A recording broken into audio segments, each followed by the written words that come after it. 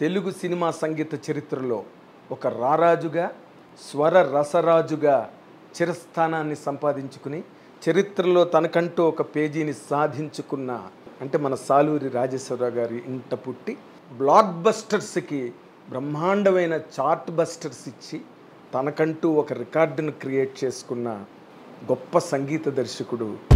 కన్నె వధువుగా మారేది జీవితంలో ఒకేసారి ఆ వధువలపే పొంగేది.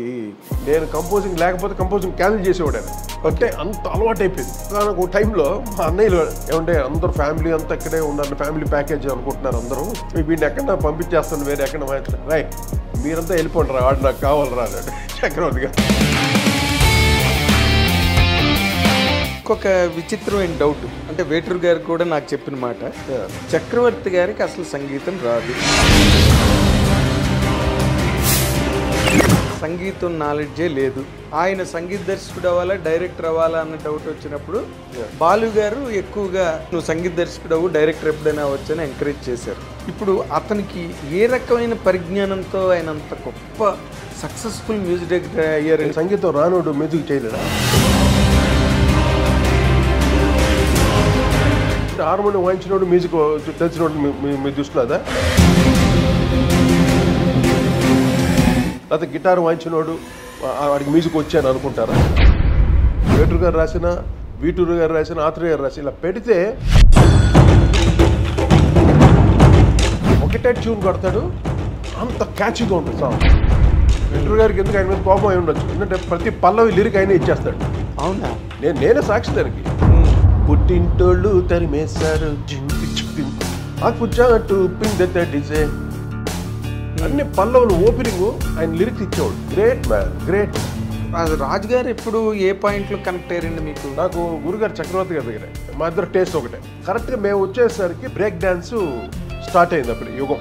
అక్కడ మేము పట్టుకున్నాం గ్రిప్. అంటే 2-3 ట్యూన్స్ చూడాలి అలాంటివి. అది రాఘవేంద్ర రెడీ అవ్వరు. Okay.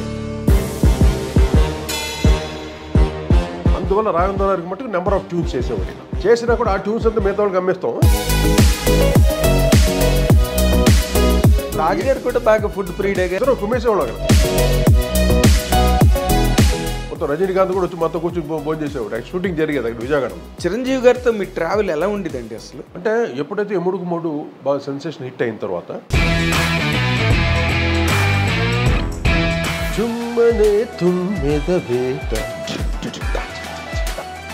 Not only Telugu, in India we are the creators for the new patterns. మీకు ఆ కల్చర్ ఆఫ్ నాలెడ్జ్ ఉన్నదా? అంటే నార్మల్గా ఈ రాగాలు రాగాల నాలెడ్జ్ ఏం చేస్తావు నువ్వు? రాగాలు పేరు చెప్పగలవు నువ్వు. ఇది హనుమత్తోడండి, ఇది ఆ రాగం ఈ రాగం, నువ్వు పేర్లు చెప్పడం వరకే వాడికి అర్హత. పేరు చెప్పేస్తే అది జీనియస్ అండి. ఇది సంగీతంలో పెద్ద విద్వాంసుడు అని అనుకుంటారు. దాయి దాయి దాక్షాని అది కోటి రాగం అంతే. కోటి రాగం. అంటే ఘంటసాల గారిలో 50% అయినా బాలు గారు స్కోర్ చేశారండి. ఆయన సూర్యుడు అయితే మీరు చంద్రుడు అవుతారు. బాలచంద్రుడు అంటే వెంకటేష్ బాబు నువ్వు నాకు నచ్చావు, మల్లీశ్వరి, అరుంధతి అన్ని సూపర్ హిట్స్ ఇస్తున్నారు మీరు ఆ టైంలో.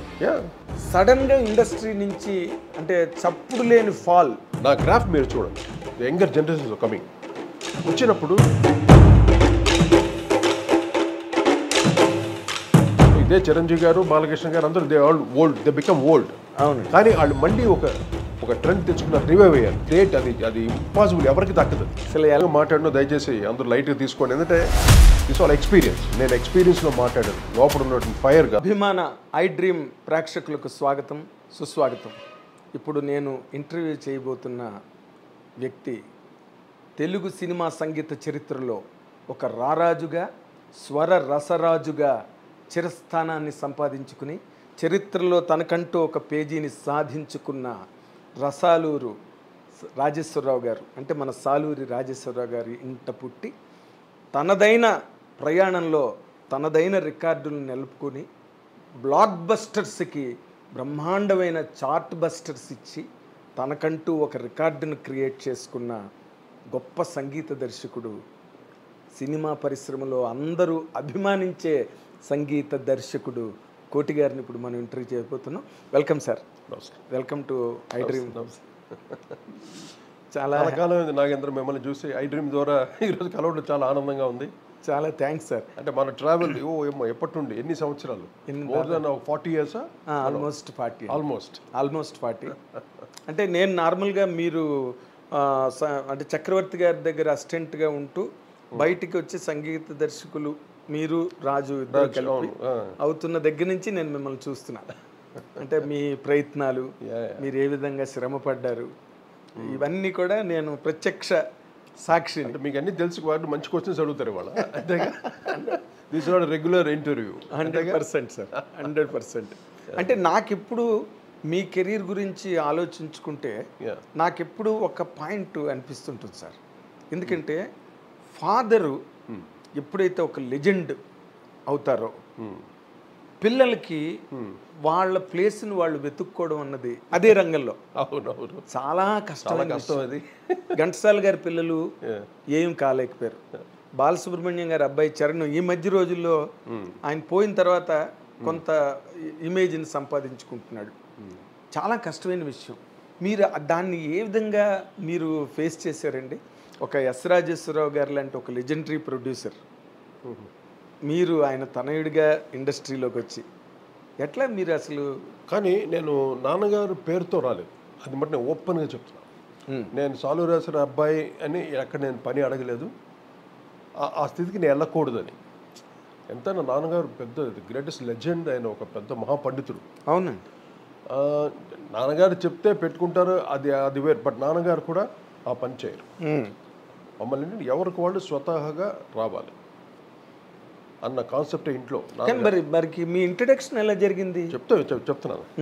నేను చిన్నప్పుడు నేను డ్రమ్స్ వాయించేవాడిని. ఇది at the age of 6-7 years.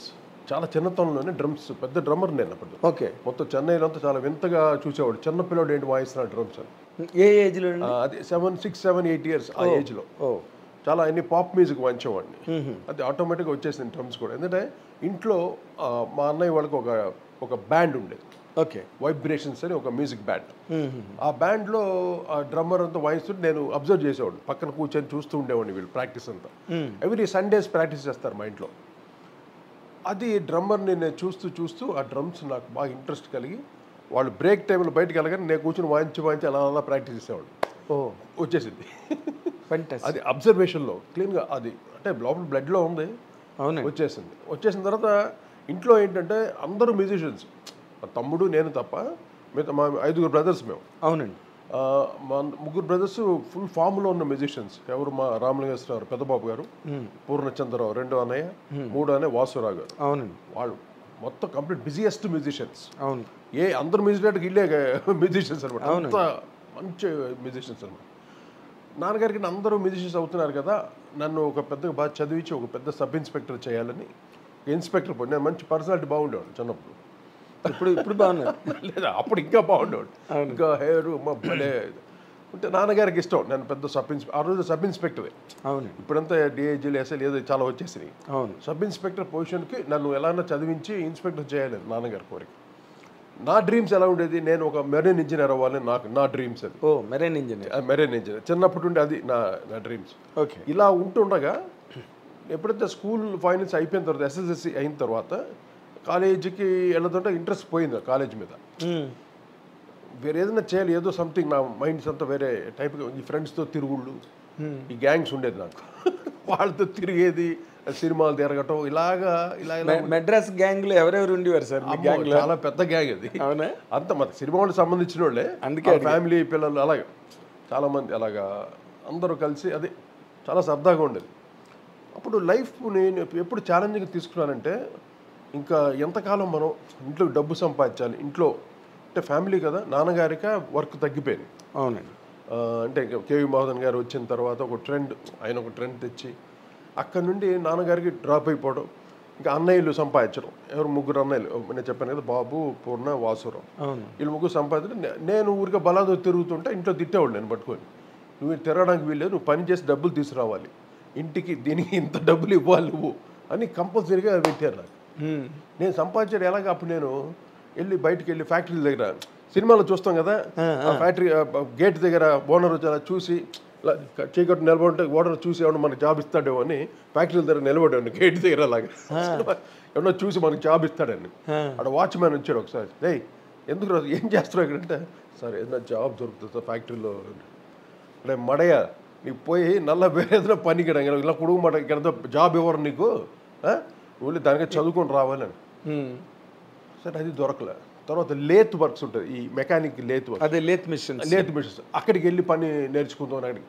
అంటే డబ్బు సంపాదించాలి, నాకు తెలియదు వేరే వేరే ఇది లేదు నాకు అసలు. నాకు అప్పుడు మ్యూజిక్ మీద లేదు, డ్రమ్స్ మానిపించేశారు ఇంట్లో. ఏంటి ఏం చేయాలి అప్పుడు నాకు నేను ఇంకా గిటార్ తీసుకున్నాను ఇంట్లో. గిటార్ తీసుకొని మా ఇంట్లో ఒక మామిడి చెట్టు ఉండేది, ఆ మామిడి చెట్టు కింద తెలుసు నాకు ఓపెన్ టెర్రస్లో మామిడి చెట్టు ఇలా ఉంటే ఆ చెట్టు కింద కూర్చొని గిటార్ ప్రాక్టీస్ చేశాను.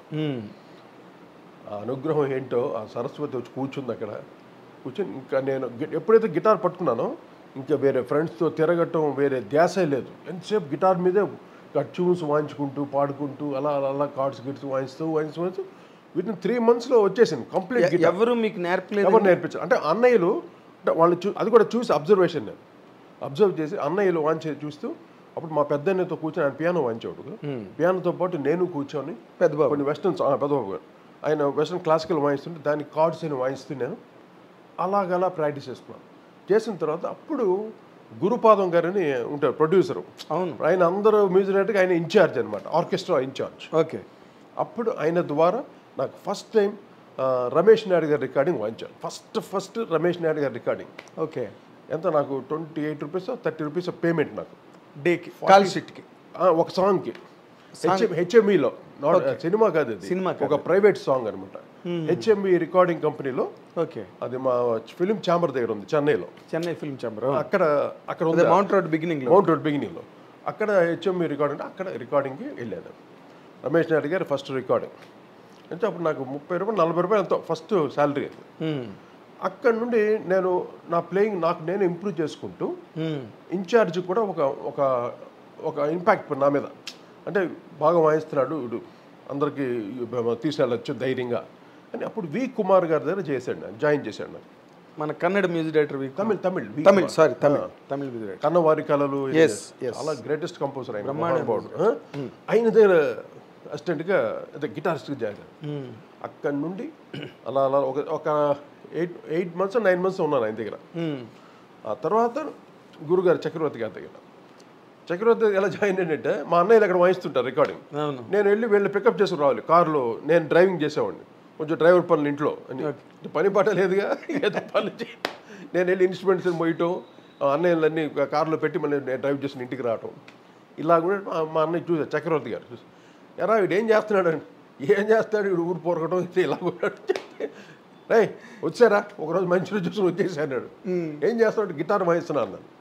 చక్రవర్తి గారు మంచి రోజు చూసి వచ్చేసాను. కరెక్ట్గా ఇంటికి మా అమ్మ నాన్నగారు ఆశీస్సులు తీసుకొని గిటార్ తీసుకొని ఆటో ఎక్కా, అంతే. అక్కడ నుండి స్టార్ట్ అయిపోయింది. ఓకే. అక్కడ నుండి గురుగారితో దాదాపు ఒక 8 years, చక్రవర్తి గారితో 8 years గిటార్ కంపోజింగ్లో గిటారిస్ట్గా. అక్కడ నుండి ఎంతవరకు వెళ్ళానంటే, అంటే కొన్ని బ్యాక్గ్రౌండ్ స్కోర్స్ చేయటం సొంతంగా. ఆయన ఇచ్చేవాడు, ఓకే ఈ రీల్ నువ్వు కంపోజ్ చేయి. ఇప్పుడు హెవీ రీల్స్ వచ్చింది అనుకో, నేను కూడా అడిగేవాడు, అన్నయ్య ఈ రీల్ నేను కంపోజ్ చేస్తాను అంటే రీరికార్డింగ్స్ టైం. ఇలా సాంగ్స్కి బ్యాక్గ్రౌండ్స్ కూడా, రై ఈ సాంగ్ నువ్వు బ్యాక్గ్రౌండ్ వేసి, ఆ స్టేజ్కి నేను ఎదిగా. ఓ గ్రేట్. ఆయన ఎంకరేజ్మెంట్ తోటి, అదే ఆయన ఆశిస్సు లేదు. అక్కడ నుండి ఎన్నో నేర్చుకున్నాను ఆయన దగ్గర. ఓకే. చక్రవర్తి గారు నాకు మెయిన్ గురు. సార్ నేను ఇంకొక విచిత్రమైన డౌట్, నార్మల్గా అంటే వేటూరు గారు కూడా నాకు చెప్పిన మాట, చక్రవర్తి గారికి అసలు సంగీతం రాదు, సంగీతం నాలెడ్జే లేదు, లెర్నింగ్ లేదు, ఆయన సంగీత దర్శకుడు అవ్వాలా డైరెక్టర్ అవ్వాలా అన్న డౌట్ వచ్చినప్పుడు బాలు గారు ఎక్కువగా చక్రవర్తి గారిని నువ్వు సంగీత దర్శకుడు అవ్వు, డైరెక్టర్ ఎప్పుడైనా అవ్వచ్చని ఎంకరేజ్ చేశారు. బాలుగారే చెప్పారు నాకు ఆ విషయం. ఇప్పుడు అతనికి ఏ రకమైన పరిజ్ఞానంతో ఆయన అంత గొప్ప సక్సెస్ఫుల్ మ్యూజిక్ డైరెక్టర్ అయ్యారు? ఎన్ని సినిమాలు చేశాడు ఆయన? దాదాపు 800 సినిమాలు. అదే సార్. అంటే సంగీతం రానోడు మ్యూజిక్ చేయలేడా? అంటే సంగీతం వచ్చినోడు మ్యూజిక్ చేయాలి? మీరు చెప్పండి, నాకు అర్థం కాలేదు. అంటే బేసిక్గా ఇప్పుడు మన సంగీతం అంటే మెయిన్గా కంపోజింగ్ నాలెడ్జ్ కావాలి, శృతిలో పాడాలి, తాళంలో పాడాలి, అది ఆ నాలెడ్జ్ ఉంది ఇంకా దానికి ఇంకేం కావాలి. క్రియేటివ్ నాలెడ్జ్ ఉంది, ఇంకా more than that creative knowledge ఉంది చక్రవర్తి గారికి. అంటే మీరు ఇక్కడ పాయింట్ మీరు ఆన్సర్ చెయ్యాలి. చెప్పండి. ఏంటంటే అప్పుడు ఉన్నవాళ్ళు ఇప్పుడులాగా ఏదో వచ్చేసి అయిపోతాము అంటే కాదు. అప్పుడు ఒక ఘంటసాల గారు, ఒక ఎస్రాజ్ గారు, ఒక పెండ్యాల్ గారు, ఓ మహాదేవన్ గారు, అనుభవాలు, ఇలాంటి వాళ్ళు, చలపతిరావు, ఇలాంటి వాళ్ళ మధ్య చక్రవర్తి గారు బయటకు వచ్చారు. ట్రెండ్ సెట్టింగ్ మ్యూజిక్ చేశాడు చక్రవర్తి గారు. ఆయన ఒక లెజెండ్ అయిపోయాడు మధ్య నుంచి. అవును. దానికి అసలు కాంట్రిబ్యూట్ చేసిన లేకపోతే చక్రవర్తి గారు అంటే మీరు ఎందుకంటే ఆయనతో పాటు మీ ఉద్దేశంలో మ్యూజిక్ వచ్చే హార్మోనియం వాయించినోడు మ్యూజిక్ తెలిసినోడు మీ దృష్టిలో అదా, లేకపోతే గిటార్ వాయించినోడు వాడికి మ్యూజిక్ వచ్చాను అనుకుంటారా? ఆయనకి ఏది ఇన్స్ట్రుమెంట్ ముట్టుకోడు చక్రవర్తి గారు. అవును. సత్యం గారు కూడా అంతే, ఏ ఇన్స్ట్రుమెంట్ ముట్టుకోడు. సత్యం గారు కూడా అంతేనా? ఆయన అంతే, ఆయన హార్మోనియం కూడా వాయించాడు. ఆయన ఒక దగ్గా పెట్టుకొని తబలా దగ్గలు ఆ దగ్గాను కొడుతూ కంపోజ్ చేస్తాడు. ఎటువంటి మెలడీస్ కంపోజ్ చేశాడు ఆయన. అమ్మో. అందువల్ల ఎవరిని అండర్ ఎస్టిమేట్ చేయకూడదు, ఎందుకంటే మ్యూజిక్ రాదు అని అన్నమాట చాలా తప్పు. ఓకే. నేను స్వతహాగా అక్కడ నా గురువు దగ్గర ఉన్నాను నేను. ఆయన ఒక పేపర్లో పెట్టగానే రాసి, వేటూరు గారు రాసిన, వీటూరు గారు రాసిన, ఆత్రేయ గారు రాసి ఇలా పెడితే విత్ ఇన్ మినిట్స్ పాట అయిపోద్ది. ఒకటే ట్యూన్ కొడతాడు, అంత క్యాచీగా ఉంటుంది సాంగ్. ఆ నాలెడ్జ్ ఎక్కడ నుండి వచ్చిందంటారు? అదే నేను ఆయన రాగాలు తెలియదు. ఆయన కొన్ని రాగాలు కొన్ని మా మనసులో పెట్టుకుంటాడు, దాంతో చేస్తాడు. పైగా హిందీ సాంగ్స్ ఇన్స్పిరేషన్తో చేయడు. అది నాకు తెలుసు.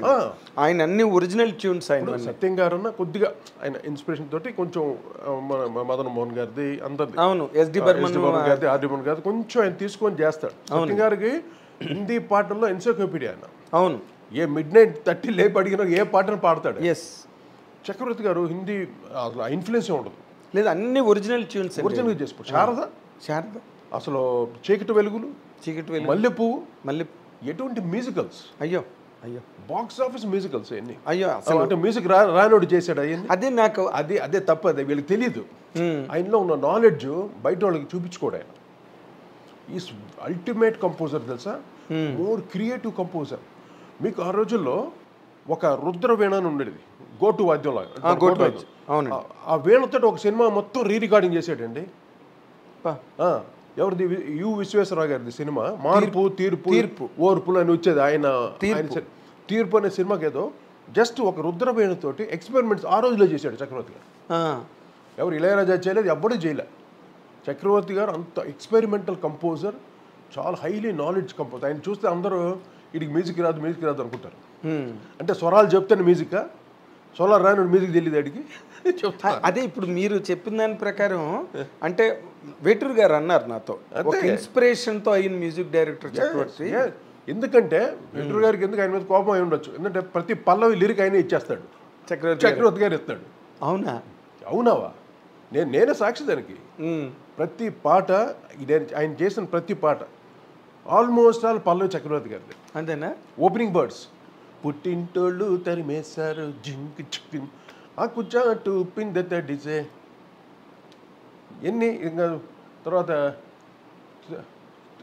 ప్రేమాభిషేకంలో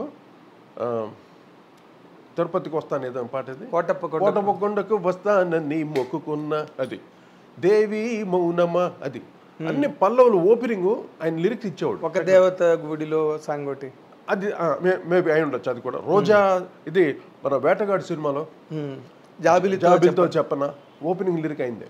ఓకే. ఇలాగా ఆ నాలెడ్జ్ ఎక్కువ ఆయనకి. పాటని కమర్షియల్గా it's a commercial composer as well as మంచి క్లాసికల్ కంపోజర్ కూడా ఆయన. బ్రహ్మాండంగా అసలు ఆయన చేసి చీకటి వెలుగులు ఎటువంటి పాటలమ్మా. అవును. తర్వాత చీకటి వెలుగుల శారదలో ఎటువంటి పాటలు, కన్నెవధువుగా మారేది ఏం పాట అదే, శారద నిన్ను చేరగా అసలు సిగ్గా ఆ ట్యూన్ అండి. కన్నెవధువుగా మారేది జీవితంలో ఒకేసారి, ఆ వధువలపే పొంగేది ఈనాడే. నాకు చాలా మంది చక్రవర్తి గారి మీద అలా బ్యాడ్గా చెప్పడం నాకు చాలా కోపం వచ్చింది. అంటే తక్కువ ఇవన్నీ పక్కన పెట్టేస్తే సార్, జనరల్గా మీరు నమ్ముతారుగా నాకు మ్యూజిక్ నాలెడ్జ్ ఉన్నది. You got more than. Yes. అయితే ఇక్కడ నాకు ఒక విచిత్రమైన ఒక ఫీలింగ్ అనమాట. ఈయనకు పక్కన సంగీతం రాదంటారు, ఈయన చేసిన పాటలు మీరు ఇందాక అన్నట్టుగా మల్లెపువ్వు కానీ, శారద కానీ, చీకటి వెలుగులు కానీ, ఆయన ఆ చిన్న మాట ఎవరన్నా చేయగలరు? ఎవరండి ఎవరన్నా చిన్న మాట, ఒక చిన్న మాట, చాలా విచిత్రంగా ఉంటుందంట ట్యూన్. ఏ కంపోజిషన్ చూడండి, భలే కంపోజిషన్. నేను అప్పుడు కరెక్ట్గా మల్లెపువ్వు టైంకి నేను జాయిన్ అయ్యాను రీ రికార్డింగ్కి. ఓకే, రీ రికార్డింగ్కి జాయిన్ అయ్యాను గురుగారి దగ్గర. అక్కడి నుండి చాలా సినిమాలు నేను కంపోజింగ్ లేకపోతే కంపోజింగ్ క్యాన్సిల్ చేసేవాడు ఆయన. అంటే అంత అలవాటు అయిపోయింది. నేను ఉండాలి గిటార్ వాయిస్తుంటే ఈ get inspiration. Cards, guitar cards, patterns, rhythm patterns కూడా వచ్చేది గిటార్ బాగా. అవును, ప్యాటర్న్స్ వాయిస్తుంటే దాంతో పాటు కంపోజ్ చేసేవాడు ఆయన. అది మాకు బాగా జల్లయ్యాం. అందువల్ల ఒకనొక టైంలో మా అన్నయ్యలు ఏమంటే అందరూ ఫ్యామిలీ అంతా ఇక్కడే ఉన్నారు, ఫ్యామిలీ ప్యాకేజ్ అనుకుంటున్నారు అందరూ. మమ్మల్ని కూడా వీడిని ఎక్కడ పంపించేస్తాను, వేరే ఎక్కడ వాయిస్తాను, రాయ్ మీరంతా వెళ్ళిపోండి రా, వాడు నాకు కావాలరా అన్నాడు చక్రవర్తి గారు. అదే అంటే ముందు వచ్చిన చెవుల కన్నా వెనక వచ్చిన కొమ్ములు వాడి అంత ఇష్టం నేనంటే చక్రవర్తి. ఇంకోటి ఏంటి, రై వాడు నా కులంలో వాడికి అమ్మాయిని చూసి పెళ్లి చేస్తాను, ఇది ఆ లెవెల్కి వెళ్ళిపోయాడు ఆయన. ఒక కొడుకులాగా, ఒక ఫ్రెండ్ లాగా, అంటే నాకు సర్వస్వం, నా దేవుడు అంటాను చక్రవర్తి గారిని. Great man, great man.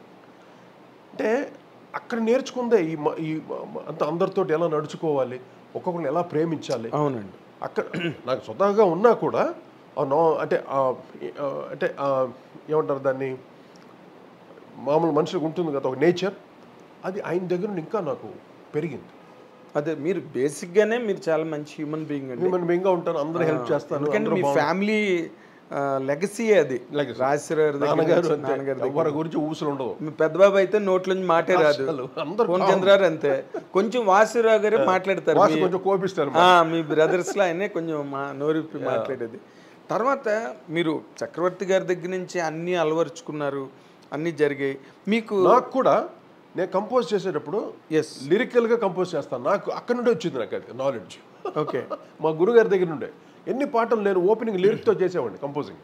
Okay, tune ఇచ్చేటప్పుడు ఒక ఐడెంటిఫికేషన్ కోసం ఒక లిరిక్ పాడేవాడిని ప్రతి పాటకి. ఇప్పుడు ఇందిర మందిర సుందర కర తత్తర తత్తర ఇలా చేస్తాను ట్యూన్, ఓపెనింగ్ వర్డ్ ఇచ్చేస్తాను. ఓకే, అది సౌండింగ్ కావాలి, అది అక్కడ నుండి వచ్చింది గురుగారి దగ్గర. ఆ సౌండింగ్ అంటే ఆ కటింగ్స్ కొత్తగా ఉండాలి, వినేవాళ్ళు కొత్తగా ఫ్రెష్గా ఉండాలి, ఆ తాపత్రయం అనమాట కంపోజ్ చేసేటప్పుడు. ఓకే, అందువల్ల ఈవెన్ వేటూరు గారు కూడా నేను ఏమయ్యా ఎందుకయ్యా నువ్వు ఓపెనింగ్ పాడుతావు, ఆయన తిట్టేవాడు నేను పట్టుకొని. గురుగారు లేదు గురుగారు, వాళ్ళకి కొంచెం ఐడెంటిఫికేషన్ కోసం, సరే నువ్వు పాడేవని అది బాగుందని అదే అడుగుతున్నారు, ఇప్పుడు నేను దాన్ని ఫాలో అవ్వాలి నేను అని తిట్టేవాడు నేను పట్టుకొని. అల్టిమేట్ మనకి సాంగ్ రీచ్ అవ్వాలి. అవునులేండి. ఇప్పుడు నర్మదా నది తీరంలో తానని నన్న అంటాను, దాన్ని గురుగారు ఫర్దర్గా యాడ్ చేస్తాను. అవును, అంటే నాకు ఆ నర్మదా నది నేను చిన్నప్పుడు ఎప్పుడో చదివాను, దాన్ని అలా తీసుకుందాం. పాట ఎత్తుకడ క్యాచ్గా ఉండాలి, డిఫరెంట్గా ఉండాలి. అలాగే చాలా పాటలు. ఇప్పుడు అంజనీ పుత్రుడా వీరాది వీరుడా సూర్యుడాది కంప్లీట్ లిరిక్ నాదే, అది ట్యూన్తో పాటు అలా పుట్టింది అది. అవునా? కంప్లీట్ ఆ పల్లవంతా నాదే. సూర్యుడా ధీరుడా నీ మీద నాకు యాహో యాహ అంతవరకు ఇంకా అక్కడి నుంచి తర్వాత గురుగారు ఫిల్ చేసి. అదేలేండి. అంటే పాట పాపులర్ అవ్వాలి, క్యాచ్కి హిట్ అవ్వాలి, ఇన్స్టెంట్గా ఎక్కిపోవాలి అంతే. అది ఆ ధ్యాసలో ఉండేవాడు నేను, ఆ ట్యూన్ లోపలనే ఉండేవాడు నేను ప్రతి పాట. ఎందుకంటే నెంబర్ ఆఫ్ సినిమాలు చేస్తుండేవాడు. అవును, చాలా ఒక ఫ్యాక్టరీలో జరిగేది నాది, మేము రాజ్కోటిగా కానీ ఒక ఫ్యాక్టరీలో జరుగుతున్నప్పుడు మాకు ప్రతి పాట హిట్ చేయాలి, లేకపోతే మేము అవుట్డేట్ అయిపోతాం, మాకు తీసి పారేస్తారు మమ్మల్ని. అవును సార్. ఇండస్ట్రీలో ఎవరి మీద మమకరాలు ప్రేమలు ఏమి ఉండవు, ఓన్లీ సక్సెస్ వర్క్స్ చేయాలి. అలాగా నేను రాజ్ ప్రతి పాట సినిమా 6 పాటలు ఉంటే 6 పాటలు హిట్ చేయాలని చేసేవాడు. అవునండి. అందులో 4 పాటలు డెఫినెట్గా రీచ్ అయ్యాడు. ఎందుకంటే నేను ఒక్కొక్కసారి 5, 6 కూడా రీచ్ అయిపోతాయి. మీ సినిమాలో 6 పాటలు హిట్ అయిన సినిమాలు చాలా ఉన్నాయి, చాలా ఉన్నాయి. ఇప్పుడు హలో బ్రదర్ కానీ, ముఠామేస్త్రి కానీ, అన్ని, ఇప్పుడు కొదమసింహం కానీ, లేకపోతే ఇప్పుడు మన అల్లుడా మజాక కానీ, ఏంటి ఆ పాటలన్నీ అప్పుడు ఆ రోజు అని. అంటే అంత కాన్సన్ట్రేటెడ్, అంత పగడ్బందీగా వర్క్ చేసేవాడు ఒక్కొక్క పాటని. ముఖ్యంగా ఫ్యాన్స్ని దృష్టిలో పెట్టుకుంటాను. ఇప్పుడు మెగాస్టార్ అంటే ఫ్యాన్స్, బాలకృష్ణ అయితే ఫ్యాన్స్, వాళ్ళకి ఎలా కావాలి ఫస్ట్ ఆ కార్నర్ ఉంటుంది ఫస్ట్, ఆ తర్వాత మిగతా అందరికీ, తర్వాత మ్యూజికల్గా నేనేం చేయాలి, ఓకే. ఇన్ని రకాల మిక్సెస్ చేసే ఉన్నాం ఒక పాటని. అయితే ఇక్కడ ఇంకొక పాయింట్ సార్, ఇప్పుడు మీరు చెప్పిన పాయింట్లోంచి నాకు స్ఫురించింది ఇప్పుడే. అదేంటంటే మీరు వచ్చిందా ఒక ఎస్ రాజేశ్వరరావు గారిది ఒక వాషన్ ఆఫ్ మెలోడీ, వాషన్ కెరటాలే, ఒక్కొక్క పాట ఒక్కొక్క కెరటం అయింది. మీరేమో శుశ్రూష చేసి ట్రైనింగ్ అయిన క్యాంపు, చక్రవర్తి గారిది out and out mass mass అంతే, మాస్ మాస్ మాసే అండి. మీకు ఎప్పుడైనా అనిపించిందా మీరు డైరెక్ట్గా మ్యూజిక్ డైరెక్టర్ అయిన తర్వాత నాన్నగారి తాలూకు మెలోడీ నేను రిప్రజెంట్ చేయలేకపోతున్నాను? అది అనిపించేది నాకు. కానీ అప్పుడు ట్రెండ్స్ మట్టుకు కొంచెం ఓల్డీకి వెళ్తే మట్టుకు నేను అవుట్డేట్ చేసేస్తారు.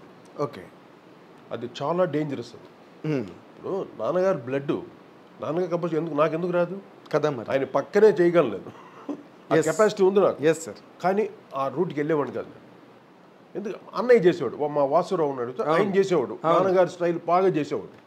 నేను ఎందుకంటే కొంచెం కమర్షియల్గా వచ్చేసి అటు వెళ్ళకూడదు, మన స్టైల్లోనే మనం వెళ్ళాలి అని నా కలెక్షన్స్, నా మ్యూజిక్స్ నేను విని నాకుంటూ ఒక స్థానాన్ని సంపాదించుకున్నాను. ఎస్. అప్పుడు అడిగారు ఎవడు వీడు అంటే, ఇలా రాజేశ్వర గారు కొడుకు. అంతవరకు తెలియదు ఎవరికి, ఎక్కువ మ్యాక్సిమం తెలియదు. అదే చక్రవర్తి గారు లాంటి వాళ్ళు ఇండస్ట్రీ వరకు తెలిసి ఉంటుంది, కానీ బయట వాళ్ళకి ఎవరికి తెలియదు. ఇప్పటికి కూడా కొంతమందికి ఇప్పటికీ రాజేశ్వర గారు అబ్బాయా అంటారు నన్ను. ఓకే. అంటే అది ఆ ట్రాక్ నాకు నచ్చదు. మనకు ఓన్గా రావాలి, మనం నిలబడాలి. అలాగే రాజు, నేను కూడా ఇద్దరు. రాజు గారు ఎప్పుడు ఏ పాయింట్లో కనెక్ట్ అయ్యారండి మీకు? నాకు గురుగారు చక్రవర్తి గారి దగ్గరే. అంతేనా? రాజు యాక్చువల్లీ మా పెదనాన్న గారి దగ్గర, హనుమంతరావు గారి దగ్గరను, నాన్నగారి దగ్గర, పెండ్యాల గారి దగ్గర అసిస్టెంట్గా ఉండేవాడు, నోటేషన్స్ రాసేవాడు తను. ఓకే. అటువంటిది అటు నాన్నగారికి వర్క్ తగ్గిపోయింది టోటల్గా. సుశల దక్షిణామూర్తి గారు అంతా వర్క్ చేసేవాడు, నోటేషన్ రాసేవాడు. తగ్గిపోయేసరికి అప్పుడు మా అన్నయ్య వాళ్ళకి అంటే రాజుని చూసి, రాజును చక్రవర్తి గారికి చెప్పి, మా వాసు చక్రవర్తి గారికి చెప్పి రాజుని కూడా జాయిన్ చేసుకుంటే బాగుంటుంది కదా, చక్రవర్తి గారి ఫ్యాక్టరీలో జరుగుతుంది కదా, ఏసీ పెట్టేసుకుందాం అన్నాడు, హెల్ప్గా ఉంటాడు కదా. అలా రాజు జాయిన్ అయ్యాడు చక్రవర్తి గారి దగ్గర. అదే అప్పటికి టీవీ రాజు ఆల్రెడీ 5 years నేను ముందే. ఓకే. రాజు లాస్ట్లో లేటర్ ఆన్ జాయిన్ అవుతా. అక్కడ మీ ఇద్దరు ప్యాచప్ అయ్యి, మా ఇద్దరు టేస్ట్ ఒకటే. ఎక్కువ హాలీవుడ్ స్కోర్స్ అని ఈ ఎక్కువగా వాటి గురించి డిస్కస్ చేసేవాడు నేను వాడు. ఓకే. కొంచెం మ్యూజిక్ని ఇలా చేయొచ్చు, అలా చేయొచ్చని ఈ గ్యాప్ టైంలో వర్క్ చేసేవాళ్ళం. అది మాకు ఇద్దరు ప్యాచప్ అయ్యారు. ఓకే. అవి చక్రవర్తి గారికి చాలా సినిమాలు మేము బ్యాక్గ్రౌండ్ స్కోర్ చేసేవాళ్ళం, పాటలకి బ్యాక్గ్రౌండ్ చేసేవాళ్ళం. నేను గురుగారు ఇచ్చి ఎంకరేజ్ చేసేవాడు మమ్మల్ని. అదే మీకు ఫ్రీ లిబర్టీ ఇచ్చాడు. బాగా నమ్మకం మా మీద, నమ్మకం.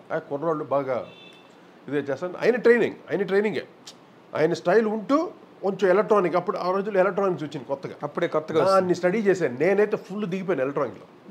ఈ సింథసైజర్స్, ఎలక్ట్రానిక్ బీట్స్ అని వచ్చేది, కొత్త ఎలక్ట్రానిక్ డ్రమ్స్ అన్ని. అప్పట్లో ఎలక్ట్రానిక్ డ్రమ్స్ వచ్చినాయి కొత్తగా. ఓకే. ఈ కుర్బానీ సినిమాలో వచ్చిందా టూ సిండ్రమ్ అంటారు. అటువంటి డ్రమ్స్ ఈ క్యారేజీల లాగా ఉంటాయి, టిఫిన్ క్యారేజీ లాగా. వాటిల్లో కొన్ని టోన్స్ ఉండేది అనమాట. అటువంటి వచ్చే కొత్త ఇన్స్ట్రుమెంట్స్ వచ్చేసరికి నేను స్టడీ చేసా వాటిని. ఓకే. అది నాకు హెల్ప్ అయింది. ఫ్యూచర్లో నేను కంపోజర్ అయిన తర్వాత, నేను రాజ్ అయిన తర్వాత నాకు చాలా హెల్ప్ అయింది.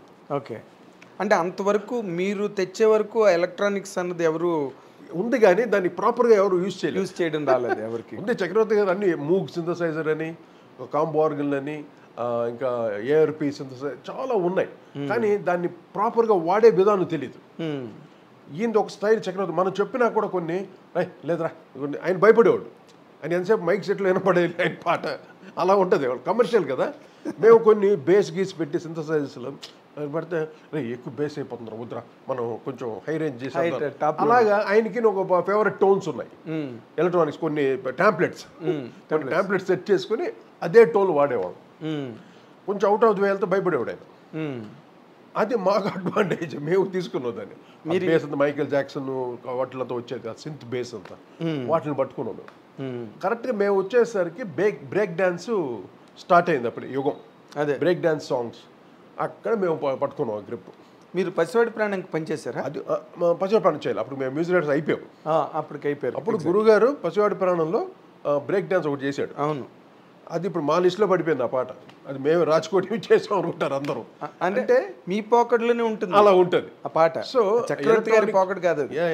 Break dance first time Chiranjeevi గారికి పచ్చవాడపల్లిలో చేశారు.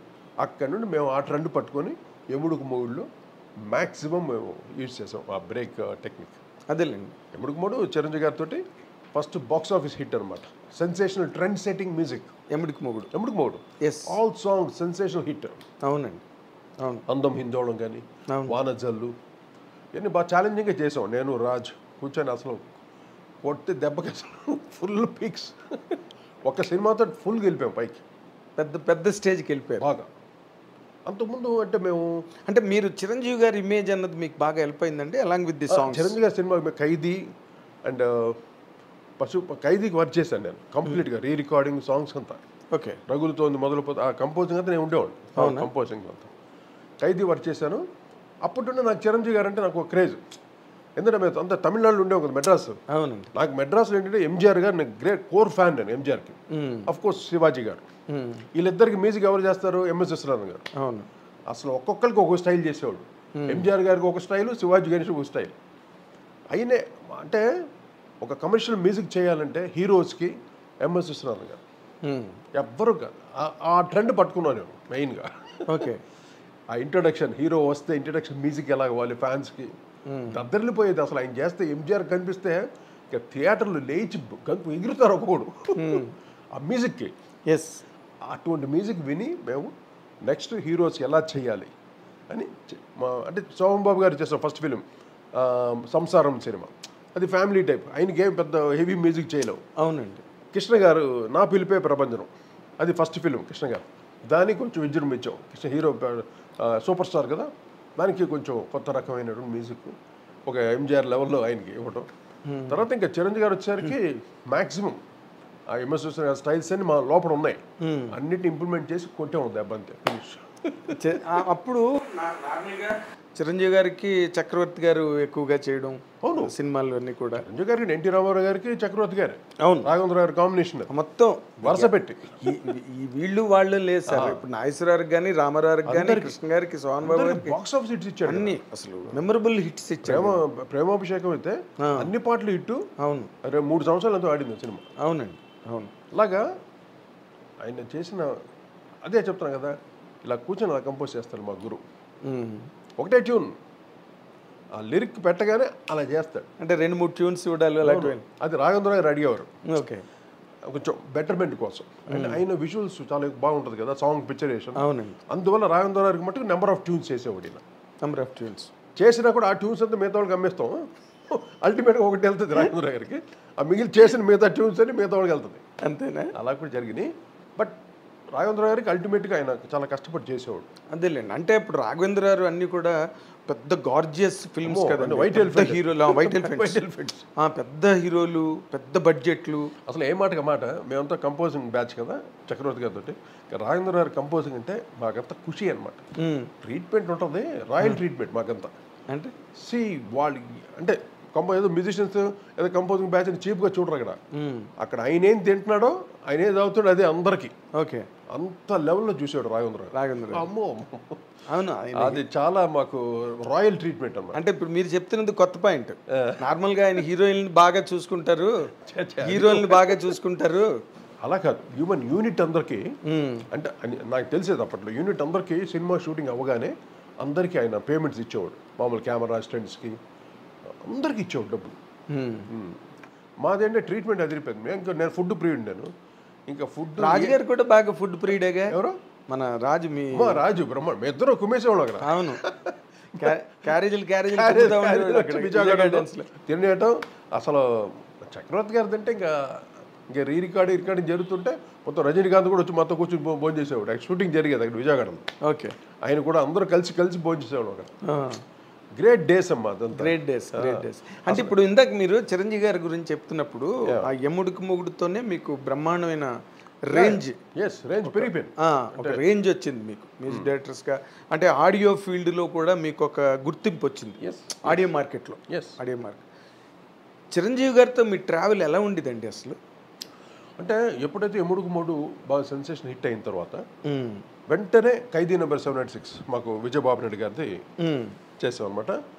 ఎప్పుడైతే మేము హిట్ ఇచ్చామో ఆటోమేటిక్గా జనరల్గా హీరో అందరూ చెప్తారుగా, రాజ్కోటి న్యాచురల్ అంతే ఇండస్ట్రీలో సక్సెస్ సక్సెస్. అలాగా మాకు ఇది ఖైదీ 796 చేసి ఖైదీ నెంబర్ 796 దాంట్లో గువ్వా గోరింకతో అటు అమలాపురం ఇవన్నీ సూపర్ హిట్ సాంగ్స్. అయ్యో అసలు గువ్వా గోరింకతో పాట తిరిగిపోద్ది అది ఇప్పటికీ ఎప్పటికీ అది మా భువనచంద్ర గారు రాశారు. అవును, అది ఫస్ట్ పాట అనుకుంటాను భువనచంద్ర రికార్డ్ చేసి ఫస్ట్ సాంగ్. Yes. అది అంటే అక్కడి నుండి చిరంజీవి గారితో మేము ట్రావెల్ అయ్యాం. అవును, అయినా చెప్పేసేవాడు అంటే రాజ్కోటి అంటే ఆటోమేటిక్ జరిగిపోయేది. నేను ప్రొడ్యూసర్ వచ్చి మమ్మల్ని కాంటాక్ట్ చేసేవారు. ఇంకా చిరంజీవి అనగానే ఇంకా మేము ఇంకా రెడీ అయిపోతుంటే ఇక్కడ లోపలికి బీట్ స్టార్ట్ అయిపోద్ది. దడ కింద ఉంటుంది చిరంజీవి సినిమా అంటే. అవునా, దడే. ఎందుకంటే ఆయనకి ఫాలోయింగ్ ఎక్కువ, ఫ్యాన్ ఫాలోయింగ్ ఎక్కువ, మైలేజ్ ఎక్కువ, ప్రతి పాట హిట్ కొట్టాలి, ఏదో కొత్తగా చేయాలి. అక్కడ చాలా వర్క్ చేసేవాడు.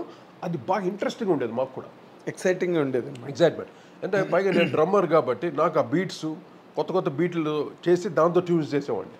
అదే అందుకనే ఒక కొత్త ప్యాటర్న్ వచ్చింది. కొత్త ప్యాటర్న్. ఇప్పుడు మాధవన్ గారు కూడా కొన్ని సినిమాలు చేశారు, చిరంజీవి గారివి, చక్రవర్తి గారు చాలా సినిమాలు చేశారు. బట్ మీరు వచ్చిన దగ్గర నుంచి కూడా ప్యాటర్న్ మారి, మేము వచ్చిన తర్వాత తెలుగు మ్యూజిక్ని వేరే రకం చేసాం కంప్లీట్గా. ఎలక్ట్రానిక్ మ్యూజిక్ తోటి ఒక వెస్టర్నైజ్డ్ ఆర్కెస్ట్రేటెడ్ ఫుల్గా. ఆర్కెస్ట్రేషన్ ఎవరు చేసేవాళ్ళు కాదు అప్పట్లో. ఇప్పుడు చక్రవర్తి గారు కంపోజ్ చేసేవాడు, సత్యం గారు కంపోజ్ చేసేవాడు, మిగతా వాళ్ళందరూ కంపోజ్ చేసి అరేంజర్స్ అని ఒకరు ఉండేవాళ్ళు, ఆంగ్లో ఇండియన్స్. అవును, ఆంగ్లో ఇండియన్సే చేశారు. రాజు శ్యామ్, ఫిలిప్స్, ఓకే, ఐడియా ఉందా మీకు? చెన్నైలో వీళ్ళే అరేంజ్మెంట్ చేసేవాళ్ళు. హెన్రీ డానియల్ అని, జోసెఫ్ కృష్ణ అని, ఎంఎస్ విశ్వనాథ్ గారు, వీళ్ళు ఈ కార్డ్ అరేంజ్మెంట్స్ వాళ్ళకే తెలుసు, ఆంగ్లో ఇండియన్స్కే తెలుసు. అది మా ఇద్దరికి ఏంటంటే మేము ఇద్దరు స్టడీ చేసుకున్నాం కాబట్టి మేము సొంతంగా క్రియేట్ చేసాము harmony, the card arrangements, jazz guise అన్ని మేము చేసాము. అక్కడ మాకు అడ్వాంటేజ్, ఒక న్యూ కలర్ని ప్రజెంట్ చేయగలిగాం. మేము కూడా ఎవరన్నా ఒక అరేంజర్ తోటి అతన్ని డిపెండ్ అయిపోయాం అనుకో, నేను సాంగ్ వరకు కంపోజ్ చేయగలను, అతనే చేసే అరేంజ్మెంట్స్ అన్ని కార్డు గిట్స్ అతనే వేస్తాడు. ఓకే, వేరే కలర్ అయిపోతుంది. అదే మీ క్రియేషన్ ఉండదు. అది నేను రాజ్ మొదటి నుండి ఒక్కొక్క కార్డ్ వర్క్ చేయటం, దాని బేస్ ప్యాటర్న్స్ చేయటం, దాని రిథమ్ ప్యాటర్న్స్ చేయటం, ఏ కార్డ్ వస్తే ఏ అరేంజ్మెంట్ చేస్తే బాగుంటుంది, ఇవన్నీ స్టడీ చేసాము. అది ఎప్పుడైతే మేము మ్యూజిక్ డైరెక్టర్స్ అయ్యామో ఫస్ట్ 43-44 సినిమాల వరకు చిన్న బుడంకాయ సినిమాలు అన్నీ ఎంత 2000-3000కి. కానీ మాకే డబ్బులు చూసేవాడు కాదు, మాకు ఎక్స్పీరియన్స్ కావాలి. అలాగే ఎలక్ట్రానిక్స్ తోటే చేసేవాళ్ళం. అది ప్రాక్టీస్. అందరికి మా మ్యూజిక్ తిట్టుకునేవాళ్ళు అందరికి, ఇదేంటే ఊరికి కయాంబయ్యని ఎలక్ట్రానిక్స్ చేస్తున్నారంటే. అప్పుడేంటే కంప్లీట్ మోనో రికార్డింగ్ ఉండేది. ఇప్పుడు అన్ని స్టీరియో వచ్చింది కదా, టోటల్గా ప్రో టూల్స్ అని పీస్ మీల్ రికార్డ్ చేసుకోవచ్చు. అప్పట్లో మోనో రికార్డింగ్ 3 ట్రాక్ రికార్డింగ్ ఉండేది. మైకులు పెట్టి, స్పీకర్ దగ్గర మైక్ పెట్టి రికార్డ్ చేసేవాళ్ళం. అది మొత్తం ఆ ఒరిజినల్ టోన్ పోయేది, ఆ డెప్త్ వచ్చేది కాదు. ఎప్పుడైతే ఎముడుకు మోడు ఆ టైంలో వి స్టార్టెడ్ డైరెక్ట్గా ఇంపోర్ట్ చేసి ఎలక్ట్రానిక్స్ యూజ్ చేయడం మొదలెట్టాం. ఓకే, ఇప్పుడు అందం హిందోళం ఉంది కదా, దాంట్లో అంతా బేస్డ్ ఎంత డైరెక్ట్గా ఉంటుంది కీబోర్డ్స్ అని. అక్కడ నుండి మాకు స్టార్ట్ అయ్యింది. ఓకే, అది అక్కడ నుండి ట్రెండ్ సెట్టింగ్, ఒక ఎలక్ట్రానిక్ మ్యూజిక్ని ఎలా చేయాలి, డైరెక్ట్గా ఎలా రికార్డ్ చేయాలి చేసి, తర్వాత ప్రో టూల్స్ అని వచ్చింది, లాజిక్ వచ్చింది, తర్వాత ఎన్నెన్నో, తర్వాత ఇంకోటి ఏదో ADAT వచ్చింది. 3 ట్రాక్ నుండి 6 ట్రాక్స్కి వచ్చాం. 6 ట్రాక్ టు 24 ట్రాక్స్, 24 ట్రాక్స్ నుండి మల్టీ ట్రాక్స్, ఇన్ని ట్రాక్స్ వర్క్ చేసాం మేము. అవును, అంటే బిగినింగ్ మోనో దగ్గర నుంచి మీరు అన్ని వర్క్ చేశారు, అన్ని మాడ్యూల్స్. అది ఆ ఎక్స్పీరియన్స్, అదే ఎవరికి లేదు ఎక్స్పీరియన్స్ ఇక్కడ. అప్పట్లో RCA వెస్ట్రెక్స్ ఉండేది, ఇది 3 ట్రాక్ రికార్డింగ్. ఓకే, అంటే వాల్వ్ సిస్టమ్స్. అసలు డెప్త్ అదిరిపోతుంది. ఒక్క ఇన్స్ట్రుమెంట్ వాయించినా అలా రిచ్గా ఉంటుంది. ఒక ట్రంబోన్ అంటే చాలు ఫుల్ స్క్రీన్ ఇలా ఉంటుంది సౌండ్. డిజిటల్ వచ్చేసరికి మొత్తం ఇంత కీ అంటుంది దాంట్లో, దానికి మొత్తం లేయరింగ్స్ చేయాలి. డిజిటల్ ఇప్పుడు వచ్చిన డిజిటల్లో లేయర్ చేస్తున్నా కానీ ఆ డెప్త్ రాదు. అప్పట్లో ఇప్పుడు పాత రేడియోస్ మీరు వినుంటారు, వాల్వ్ సిస్టమ్తో వచ్చేది. అవును, ఈ గ్రండిగ్ అని, మర్ఫీ అని. సార్, ఆ వాల్వ్లో ఉన్నప్పుడు సౌండ్ డెప్త్ చాలా బాగుంటుంది, బ్రహ్మాండంగా ఉంటుంది. ఆ ప్రెసెన్స్ ఆఫ్ సౌండ్. ఎప్పుడైతే ట్రాన్సిస్టర్స్ వచ్చినాయో థిన్ అయిపోయింది, గ్రాండ్నెస్ థిన్ అయిపోయింది. అలాగే సేమ్ అంతే. ట్రాన్సిస్టర్ ఇప్పుడు మంచి ఎగ్జాంపుల్ చెప్పారు. ఇప్పుడు అంతా ట్రాన్సిస్టర్ అనమాట, టోటలీ డిజిటల్. కానీ ఇప్పుడు హాలీవుడ్లో వాళ్ళంతా ఏం చేస్తారంటే పెద్ద కన్సోల్స్ తోటి అనలాగ్ రికార్డింగ్ చేసి దాన్ని డిజిటల్ చేసి ఎందుకంటే ఇప్పుడు డిటిఎస్ అని డాల్బీ డిజిటల్ అని అట్మాస్ అని ఇవన్నీ వచ్చింది కదా టెక్నాలజీ, దానికి అనలాగ్ కుదరదు. ఓకే, ఎనలాగ్ కుదరదు దానికి. అందువల్ల దీంట్లో రికార్డింగ్ ఎనలాగ్ చేసి దాన్ని ఏదో చేసి వీళ్ళు చేస్తారు. అందువల్ల still we are getting the depth హాలీవుడ్లో ఆర్కెస్ట్రల్ డెప్త్. యాక్చువల్ లేకపోతే ఫుల్ హోల్ ఆర్కెస్ట్రా వాడుతుంది. బ్యాన్ జిమ్మరు ఇప్పుడు వీళ్ళంతా జాన్ విలియమ్స్ ఆర్కెస్ట్రల్. ఆ మ్యూజిక్ డెప్త్ రావాలంటే ఎట్ట వస్తుంది? అందువల్ల దాని రికార్డింగ్లో వాళ్ళు ఇప్పటికీ ఎంత రీసెర్చ్ జరుగుతుంది సౌండ్. అంటే ఇప్పుడు మన క్వాలిటీ ఆఫ్ మ్యూజిక్ ఎలా ఉందంటారు ఇప్పుడు కంపారిటివ్లీ టెక్నికల్గా? టెక్నిక్ బాగుంటుంది, బ్రహ్మాండంగా బాగుంటుంది, అడ్వాన్స్. కానీ టైం ఎక్కువ లాగేస్తుంది నాకు. అదే ఓన్ థింగ్. ఇప్పుడు తమన్ చేస్తున్నాడు చాలా అంటే కొన్ని సినిమాలు అయితే outstanding quality wise, the presence of the music. అలవైకుంఠపురంలో గొప్పగా చేసాడండి పాట. నేను చెప్తున్నా అదే అలవైకుంఠపురం మంచి మంచి మెలడీ సాంగ్స్, మంచి మెలోడీస్ సాంగ్స్ ఉన్నా కూడా ప్రెజెంటేషన్ చాలా ప్రెజెంటేషన్ ఆ డైనమిక్స్ పర్ఫెక్ట్ గా సెట్ చేశాడు. ఈవెన్ దేవి కూడా దేవిశ్రీ ప్రసాద్ కూడా అవును తను చేస్తున్నాడు. అంటే ఇప్పుడు టెక్నాలజీ వచ్చేసింది కాబట్టి కొన్ని వాళ్ళు చైనాకి ఆటోమేటిక్ వచ్చేస్తుంది, అదే టెక్నాలజీలో వచ్చేస్తుంది. కానీ తమన్ ఏం చేస్తున్నాడంటే is doing lot of processing work. ఈ గాట్ సమ్ నాలెడ్జ్. అంటే రెహమాన్ దగ్గర వర్క్ చేశాడు కాబట్టి వాడికి మందర వర్క్ చేశాడు. తర్వాత రెహమాన్ దగ్గర అంత చేయడం పని చేశాడు, మందే చేశాడు. అంటే టెక్నాలజీని ఎక్కువ స్టడీ చేశారు వాళ్ళు. అదేలేదు, మాకు అంత టైం ఉండేది కాదు. నేను కూర్చొని టెక్నాలజీ స్టడీ చేస్తే నీ కంపోజింగ్ పోతున్నాను, సినిమాలు పోతాయి. Correct sir, correct. అందువల్ల నేను టెక్నాలజీ మీద నాకున్న పరిధిలో నాకు ఒక నాలెడ్జ్ ఉంది, దాంతో వాడేవాడిని కంప్లీట్గా. నేను ఉన్నప్పుడు కూడా ఎన్ని వచ్చినాయి, ఏది లాజిక్ ఉంది, ప్రోటూల్స్ ఉంది, దాంట్లో వర్క్ చేశాను కంప్లీట్గా. తర్వాత అవును మీ టైంకి వచ్చేసి ఇప్పుడు రెహమాన్ అప్పుడు అక్కడ వర్క్ చేసేవాడు. అలా చేసాము. ఆ టెక్నాలజీ బాగా మాకు అర్థమైపోయింది. ఎంతైనా హోల్ మ్యూజిక్ నా చేతిలో ఉండేది, మా గ్రిప్ ఓపెన్ ధైర్యంగా. ఎవరు ఏం చేసినా ఎవ్రీ నోట్ ఎవ్రీ రిథంలో ఒక కిచికి బుచ్చికి అన్నా కూడా నేను చెప్పిందే ఉండాలి అక్కడ. అంత డీటెయిల్గా వర్క్ చేసాం నేను రాజు. కానీ తర్వాత నేను రాజు వర్క్ చేసిన తర్వాత కోటి నాకు అలవాటు అయిపోయింది మ్యూజిక్. ప్రతి పాటని అంత పగడ్బందీగా చేసేవాడు. ఇప్పుడు జనరల్గా ఏంటంటే కొంతమంది కంపోజ్ చేసి కీబోర్డ్ ప్లేయర్కి ఇచ్చేస్తారు. అవునండి, అదొక ప్యాటర్న్. అంటే మ్యాక్సిమం ప్రాక్టీస్ అదే, అందరూ అలాగే చేస్తారు కీబోర్డ్ ప్లేయర్. నేను అలా కాదు, ఎవ్రీథింగ్ నేను కంపోజ్ చేసి కీబోర్డ్ ప్లేయర్ దగ్గర ఆ నోట్స్ కూడా నేను కరెక్ట్గా టోన్స్తో సహా. అదే ఇళయరాజా గారు చేసే విధానం. ఇళయరాజా ఆయన స్కోర్లో రాసేస్తాడు ఏ టోన్ ఏంటో స్కోర్. నేను ఆ టోన్ ఇంకా బెటర్గా విని నోట్స్ వాళ్ళు ఫీడింగ్ చేసేస్తారు. చేసిన తర్వాత నేను కూర్చొని ఒక టోన్ మార్చి సెట్ చేసేవాడిని. ఓకే, నా టేస్ట్కి నాకు ఎలా కావాలి అన్నట్టు చేసేవాడు. అంటే ఇప్పుడు మీరు బేసిక్గా మీరు ఫైల్లోకి రావడం కానీ లేకపోతే మీరు ఒక మాస్ మ్యూజిక్ డైరెక్టర్స్గా మీకు ఇండస్ట్రీలో కానీ పబ్లిక్లో కానీ ఇమేజ్ రావడానికి ప్రధానమైన కారణం మీకు చిరంజీవి గారితో హిట్స్ పడ్డమే. అంటే మీ పాటలు, వాటి గొప్పతనం, వాటి క్వాలిటీ అవన్నీ ఉంటుండగా. అంటే చిరంజీవి గారైనా కాదు, my music, our music we done for Chiranjeevi garu. Chiranjeevi కోసం చేసాము అంతేగాని మా music is there already. That's what I'm saying, that's what మీ మ్యూజిక్ ఉండగా అది చిరంజీవి గారి మీద. ఇళయరాజా గారు వచ్చి తెలుగులో ఒక రెవల్యూషనరీగా ఉండేది ఆయన సాంగ్స్ అని. అవును, ఎప్పుడైతే నేను రాజ్కోటిగా మేము ఎప్పుడైతే ఎంటర్ అయ్యి ఒక న్యూ ట్రెండ్ ప్రజెంట్ చేసాము, ట్రెండ్ సెట్టింగ్ చేసిన తర్వాత ఆయన కూడా కొంచెం బ్యాక్ ఆఫ్ అయ్యాడు. మీకు ఫస్ట్ పిక్చర్ అది మీకు గుర్తుంది లేదో నాకు గుర్తుంది. Lankeshwarudu was the first picture to break the trend of Ilaiyaraaja in Telugu. Lankeshwarudu very later ఉంది అది. మీరు అసలు ఆ పాటలు మాకు దాసనండ్ర ఆఫీస్లో ఆయన వినిపించగా విన్నాం. చాలా మంది ఇళయరాజా చేశారు, ఇళయరాజా చేశాడు ఈ పాట అని అడిగారు. సో అక్కడి నుంచి మీరు అంతకు ముందు నుంచి మీకున్న బట్ ఆ సినిమాల పాటలతో మీరు నార్మల్గా ఆయనతో కంపారిజన్ కాదు, నో కంపారిజన్ కంపోజర్, లెజెండ్ ఆయన, లెజెండ్. బట్ మా స్టైల్కి కొంచెం ఆయన కూడా అంటే ఆయనది ఒక సింపుల్ స్టైల్ ఉంటుంది, సింపుల్ ఒక ప్యాటర్న్స్, మెలడీ క్లియర్గా ఉంటుంది, ఇలా ఉంటుంది. మాది డైమెన్షన్స్ ఎక్కువ ఉంటుంది మా మ్యూజిక్లో. మీ డైనమిక్స్ వేరండి, రిచ్నెస్, గ్రాండియర్నెస్. జుమ్మనే తుమ్మెద వేట, ఈ రిథమ్స్ అంతా వీ క్రియేటెడ్. తర్వాత బాంబేలో అతను ఎవరు దేవదాస్ అంతా చేసాడు, ఎవరు మ్యూజిక్ కంపోజ్. బాంబేలో ఆల్మోస్ట్ ఆల్ మా రిథమ్స్ని they started to do that. అంటే ఈ కొత్త ప్యాటర్న్స్ అంతా we created here. Ismail Darbar almost మా రిథమ్ ప్యాటర్న్స్ అని వాడేవాడు ఆయన. ఓకే, అంటే కొత్త patterns not only Telugu, in India we are the creators for the new patterns. I will challenge for that. మీరు చూడండి, వినండి. మీ కెరీర్లో మీరు ఏ పర్టికులర్ పాయింట్ ఆఫ్ టైంలో ఎక్కువ ఛాలెంజ్ ఫేస్ చేశారండి? ఛాలెంజ్ అంటే ప్రతిసారి చిరంజీవి గారి సినిమావే ఛాలెంజ్. అంతేనా? అదే భయం వేసేది మాకు. చిరంజీవి గారి సినిమా అంటే ఛాలెంజ్. రీచ్ ఎక్కువ అది. ఇప్పుడు నెక్స్ట్ బాలకృష్ణ గారు, తర్వాత ఇంకా నాగార్జున, వెంకటేష్, ఇంకా అలాగా నెక్స్ట్ అది అలా. బట్ అల్టిమేట్గా చిరంజీవి గారు ఆయన సినిమాకి మ్యూజిక్ అలా రీచ్ అయ్యేది. ఇప్పుడు అన్నీ కొండకోన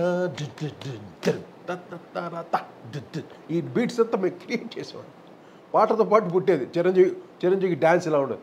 చక్కిలి గింతల రాగం ముత్తిస్తుంటే తార తారి తట్టెరి డట్టెరడ, దానికి కొత్త బీట్స్ వేయండి. కన్నె పిల్లతోటి పిల్లగాడికొచ్చనమ్మ పీకులా beat first time we created for that song. Chiranjeevi garu మిమ్మల్ని బండెక్కు ఫోక్లో అది కొత్త beat. All the beats we are created. ఊరికే రితం అని కొట్టి వాంచారని కాదు, పాటతో పాటు పుట్టేది బీట్ ప్యాటర్న్స్ మీరు క్రియేట్ చేశారు. We created that. Yes yes. అందుకే నేను ధైర్యంగా చెప్తాను. అంటే మోర్ రిథమిక్గా నేను ఎక్కువ కాన్సన్ట్రేట్ చేశాను సాంగ్స్. అఫ్ కోర్స్ మెలడీస్ అందరూ చేస్తారు మహానుభావులు. అవునండి. అంటే వాళ్ళకన్నా మించిన మెలడీ మనం ఎక్కడ చేయగలం. Yes yes. పైగా మీరు వాసురావు గారిని మీ కళ్ళు ఎదురుగుండా చూశారు. ఆయన కొంచెం మెలోడీని ఫాలో అవుతుంటే కొంచెం అతను స్లైడ్ అయ్యారు. స్లైడ్ అంటే అది కమర్షియల్ ట్రెండ్ ఇది. ఎస్. ఇక్కడెక్కడ డ్రాప్ అవ్వకూడదు. మెలడీ ఉండాలి. ఇప్పుడు ఈ రోజుకి నాకు అమెరికాలో నేను షోస్ చేస్తాను, రెగ్యులర్గా పిలుస్తారు నన్ను. ఎందుకంటే ఆ పాటలు ఇక్కడ దిగిపోయినాయి అన్ని. Why? The beat, the electronic, the orchestration, popular music, the melody. Popular music. Yes, melody ఉంది. మెలడీ ఉంది. రాగం ఏదో ఒక రాగం ఉంటుంది. అవును. మీరు ఎక్కువ మధ్యమాతులోనే మధ్యమాతి అన్నీ ఉంటాయి. శివరంజన్ ఉంటుంది, తర్వాత మోహన్ అంశానంద్ ఉంటుంది, మోహన్ ఉంటుంది, ఆల్ మిక్స్డ్. అవును. నేను పర్టికులర్ ఈ రాగంలో చేయాలని ఏ పాట నేను చేయలేదు. అది పుట్టాలి అంతే, అది రావాలి. కూర్చుంటే మీకు ఆ కల్చర్ ఆఫ్ నాలెడ్జ్ ఉన్నదా ఏంటి అంటే నార్మల్గా ఈ రాగాలు ఇవి రాగాల నాలెడ్జ్ ఉంటే ఏం చేస్తావు? నువ్వు రాగాల పేరు చెప్పగలవు.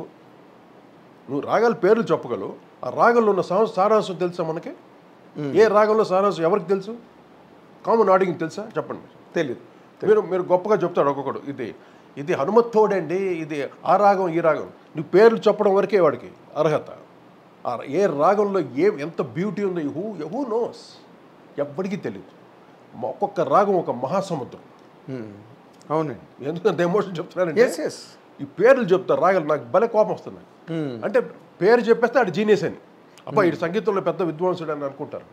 అవునండి. నాకు అది నచ్చదు. ఎందుకు రాగాల పేర్లు చెప్పి ఏం చేస్తాను? నేను పలానా ఈ పాటని అంశానందులో చేశానండి అని నేను ఎప్పుడు చెప్పుకోలేదు. అవును. దాయి దాయి దాక్షాని, అది కోటి రాగం అంతే. That's my song. కోటి రాగం. ఇది బాగుంది. అంతేగా.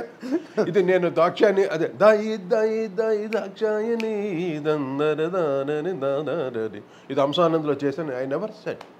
అది అంశానందులో కూర్చుంది అంతే. ఓకే. అంటే పాటే వెతుక్కుంటుందంటారా ట్యూన్? అంతే. మూడ్ అంతే మూడ్ అది. అంతేగాని మనం రాగంతో పాటు కూర్చొని చేసాం అనుకో, అది అక్కడే ఉంటుంది. నాకేందా ఎప్పుడు ఆ పొరపాటు నేను చేయలేదు. ఓకే. పెదరాయుడులో సిచ్యువేషన్ ఉంది. ఆయనకి మోహన్ రావు అంటే ఇష్టం. ఎవరు? మోహన్ బాబు గారికి. కానీ ఆయనకి ఇష్టం అని నాకు మోహన్ రావులో చేయని ఆయన అడగలేదు. సిచ్యువేషన్ చెప్పారు, ఆటోమేటిక్గా మోహన్ రావులో కుదిరింది. అక్కడ నేను కూడా మోహన్ రావులో చేయని చేయలేదు. గదిలే కాలం ఆ ట్యూను నాకు ఆ సిచ్యువేషన్కి, భార్యకి ఎవరు లేకుండా తన భర్త శ్రీమంతం చేస్తాడు. ఇది సిచ్యువేషన్, నేను ట్యూన్ చేయాలి దానికి.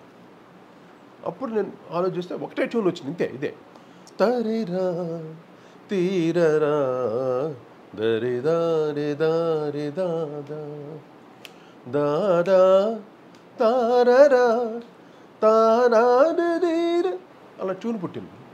వెంటనే దానికి కదిలే కాలం అన్నాడు ఎవరు? శ్రీహర్షన్ రైటర్. ఎంత గొప్పగా రాశాడు. కదిలే కాలమా కాసేపు ఆగవమ్మని కాలం ఆపాడు. అవునండి. మంచి ఎక్స్ప్రెషన్. అది మంచి ఎక్స్ప్రెషన్, చాలా కొత్త ఎక్స్ప్రెషన్. అంటే మీరు ఏదైతే ట్యూన్ని క్రియేట్ చేశారో దాన్ని ఆ ట్యూన్ కన్నా గొప్ప ఎక్స్ప్రెషన్ క్యారీ చేసింది. ట్యూన్ మెలడీ ఉంది, ఆ పదం ఎక్కడికో తీసుకెళ్ళిపోయింది. అవును. కదిలే కాలం. ఎంత పెదరాయుడులో అది ఇప్పటికీ నాకు ఒక క్లాసికల్ దీంట్లో ఆ పాట మిగిలిపోయింది. అలాగే ఇది ఇంకోటి చేసినది ఇదేలే తరతరాల చరిత్రం, అవును, అది జేసస్ గారు పాడారు. అవునండి. ఆ పాట కూడా అది ఆల్మోస్ట్ ఆల్ కన్నడలో ఉంటుంది. అది అది కన్నడలో చేయాలని చేయలేదు, ఇది కూడా చెప్తున్నా. అదే మీరు ఇందాక చెప్పారు కదా, మూడ్ బట్టే చేస్తాను. ఎస్ అంటే ఆ రాగం వచ్చి కూర్చోవాలి, మన దగ్గరికి రావాలి. అందుకనే తపస్సు చేస్తాం మేము. ఇప్పుడు ట్యూన్ రావడానికి హార్మోనియం పెట్టిలో పుట్టేదు, గిటార్లో పుట్టేదు, కీబోర్డ్లో పుట్టేదు ట్యూన్ అనేది, రాగం అనేది. అవునండి. మనకి ఇక్కడ రావాలి, ఆ వేవ్స్ రావాలి, సిచ్యువేషన్ బట్టి. వేవ్స్ రాకపోతే ఇప్పుడు ఆ రోజు అన్నమయ్య చేసాడు, త్యాగరాజ స్వామి చేసాడు, ఎలా చేస్తుంటాడు? రాముల వారి మీద భక్తితోటి రాగాలు పుట్టి ఆ భక్తి రసంతో పాడాడు ఆయన. అన్నమయ్య ఆ భక్తి రసంతో పాడాడు, మూడ్. అంతేగాని ఇది రాగం, ఈ రాగంలో ఇది జతులు పెట్టాను. తర్వాత రీసెర్చ్ చేస్తే చెప్పాలి ఇది పలానా రాగం, ఈ రాగంలో ఈ స్వరజతులు వాడారు అని రీసెర్చ్ చేసి చెప్పాలి. అంతేగాని ప్రతి ఒక్కళ్ళు దీన్ని క్రియేటర్స్ చెప్పకూడదు పేర్లు. క్రియేటర్స్ నువ్వు అడిగావు అనుకో, నాగేంద్ర మీరు నన్ను అడిగారు, సార్ ఇది ఏ రాగంలో చేసేస్తారంటే అప్పుడు నేను చెప్పడానికి సార్ పలానా ఇది రాగం అండి అన్నట్టు. అవును. అంతేగాని ఎత్తుకోవటమే రాగాల పేరు చెప్పేస్తే మనంత మాత్రం మనం గొప్ప అనుకోకూడదు. First of all I hate that. రాగాల పేర్లు చెప్పి చాలా ఇది ఉంటుంది. They think the genius. అదేలేండి, pseudo very wrong, that's very wrong. అదేలే, ఒక్కొక్క రాగం మహాసముద్రం కన్నా గొప్పది. ఒక్కొక్క రాగం అండి, ఒక్కొక్క స్వరం. ఏంటి స్వరం? ఒక షడ్జమంలో ఉంది, ఎంత ఎంత ఉంది తెలుసు షడ్జమంలో. ఒక సా అంటే ఆ సాని కరెక్ట్గా నిలబట్టగలగాలి ఒక షడ్జమాన్ని. ఎంత గ్రేట్ ఒక్కొక్క స్వరం. ఏం మ్యూజిక్ అంటే ఊరికేనా? కొందరు మహానుభావులు చేస్తున్నారు పాటలు. ఆ స్వరఘనం ఉండాలి, స్వరఘనంతో పాటు గళం ఉండాలి. స్వరం, ఘనం, గళం. స్వరం, ఘనం, గళం. స్వరానికి ఘనాన్ని ఏది ఇస్తుంది? గళం ఇస్తుంది. ఆ పవర్ని ఇవ్వాలి. అది హిందుస్థానీ మ్యూజిక్లో ఎక్కువగా ఉంది. మీరు హిందీ పాటలో చూడండి, ఒక్కొక్క స్వరం ఏం లతా మంగేష్కర్ పాడినా, మహమ్మద్ రఫీ గారు పాడినా, కిషోర్ పాడినా, మన్నాడే పాడినా, చెంచల్ పాడినా, ఎవరు పాడినా స్వరం పంచి పవర్ఫుల్గా ఉంటుంది. మనం కొంతమంది పాడేది వేగ్, అలా కొంచెం లైటర్గా ఇచ్చి అలా వదిలేస్తారు స్వరం. ప్రతి స్వరాన్ని హార్మోనియం వాయిస్తే ఎంత పవర్గా వస్తుంది ఒక స్వరం, అంత పవర్ఫుల్గా పలకాలి వాయిస్ అంటే. అది సుశీల్ గారు పరికేవారు, ఘంటసాల గారు పరికేవారు, ఆఫ్ కోర్స్ బాలసుబ్రహ్మణ్యం. ఇంకెవరికి లేదు ఆ నాలెడ్జ్. అందుకనే హార్మోనియంతో వాయించి. మీరు నాతో ఒకసారి అన్నారు, ఒక ట్యూన్ ఇస్తే దాని మీద మ్యాక్సిమం సౌండ్ పోసేవాళ్ళు ఘంటసాల గారు, కిషోర్ కుమార్ అని. గ్రేట్. అంటే ప్యూర్ వాయిస్, ఓపెన్ వాయిస్. ఫీమేల్లో సుశీలగమ్మ లాగా ఇంకా ఎవరు తమిళ పాటలు అయితే కూడా. అవునండి, ఎంఎస్ విశ్వనాథ్ గారు చాలా క్రిటికల్ ట్యూన్స్ అవన్నీ పాడింది. కానీ మహాతల్లి ఏం పాడిస్తారు. తమిళ్ లాంగ్వేజ్ ఆవిడకి ఎలా వచ్చిందో తెల్ల. గ్రేటెస్ట్ అనమాట. ఇప్పుడు లతా మంగేష్కర్ ఆవిడ ఒక హిందీయే పాడింది, సుశీలమ్మ గారు అలా కాదుగా.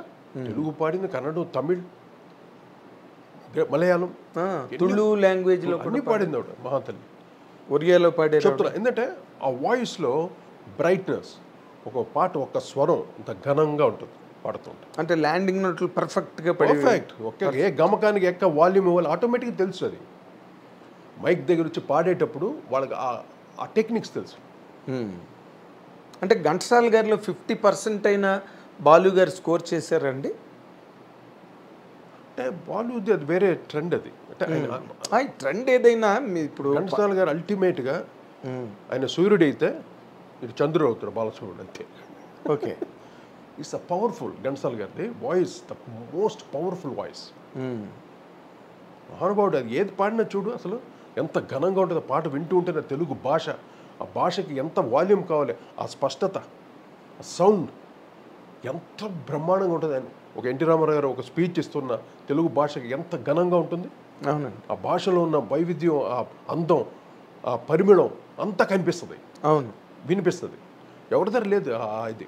తర్వాత బాలసుబ్రహ్మణ్యం ట్రై చేశాడు. బాలుది ఏంటంటే కొంచెం సాఫ్ట్ పాలిష్డ్ వాయిస్, వాయిస్. కానీ మైక్ దగ్గర నిలబడితే బాలు కూడా పవర్ఫుల్. అవునండి, అమ్మ ఆ విషయంలో గ్రేట్. అంటే ఘంటసాల గారు అల్టిమేట్గా అల్టిమేట్. సుశీలమ్మ గారు తర్వాత. అంటే నా ఎక్స్పీరియన్స్ నేను చెప్తున్నా, నేను చూసి నేను విని మీరు పాడించి పాడించి అంటే ఘంటసాల గారితో పాడించలేదు నేను. అసలు ఘంటసాల గారితో మీకు ఏ రకమైన అనుభవం లేదండి? నేను చూశాను, చిన్నప్పుడు నేను చూశాను ఆయన్ని. ఇంటికి వచ్చేవారు నాన్నగారితో, వాళ్ళు ఏదో మాట్లాడుకున్నారు ఆఫీస్ రూమ్లో. వస్తే ఘంటసాల గారి ఈయనని అలాగా ఆ కిటి తలుపు దగ్గర నుంచి సంగతం చూసేవాడిని నేను. తర్వాత నేను ఒకసారి బాలభారతంలో మానవుడే మహనీయుడు పాట రికార్డింగ్ జెమిని స్టూడియోలో ఓకే అప్పుడు వెళ్ళాను, నాన్నగారు తీసుకెళ్ళారు నన్ను. అప్పుడు చూశాను ఘంటసాల గారిని ఆయన వాయిస్ రూమ్లో. చుట్ట కొంచెం వెలిగించారు, తలుపు తెరగానే చుట్ట వాసన వచ్చింది. ఏంటని చూస్తే ఆయన చుట్ట కొంచెం పీల్చి, అంటే ఆ వాయిస్ గరగర ఇది రాకుండా, అదే కప్పం గట్ట రాకుండా ఒక 2 పఫ్ఫులు లాగి అప్పుడు పాడతాడు. ఏం పాడాడు ఆ పాట, మానవుడే మహనీయుడు. ఏం వాల్యూమ్ ఆ పాట. అమ్మో, అసలు ఆయన ఇప్పుడు ముందరున్న చిన్నదాన్ని అందమేమో పాడారు నాన్నగారు మ్యూజిక్.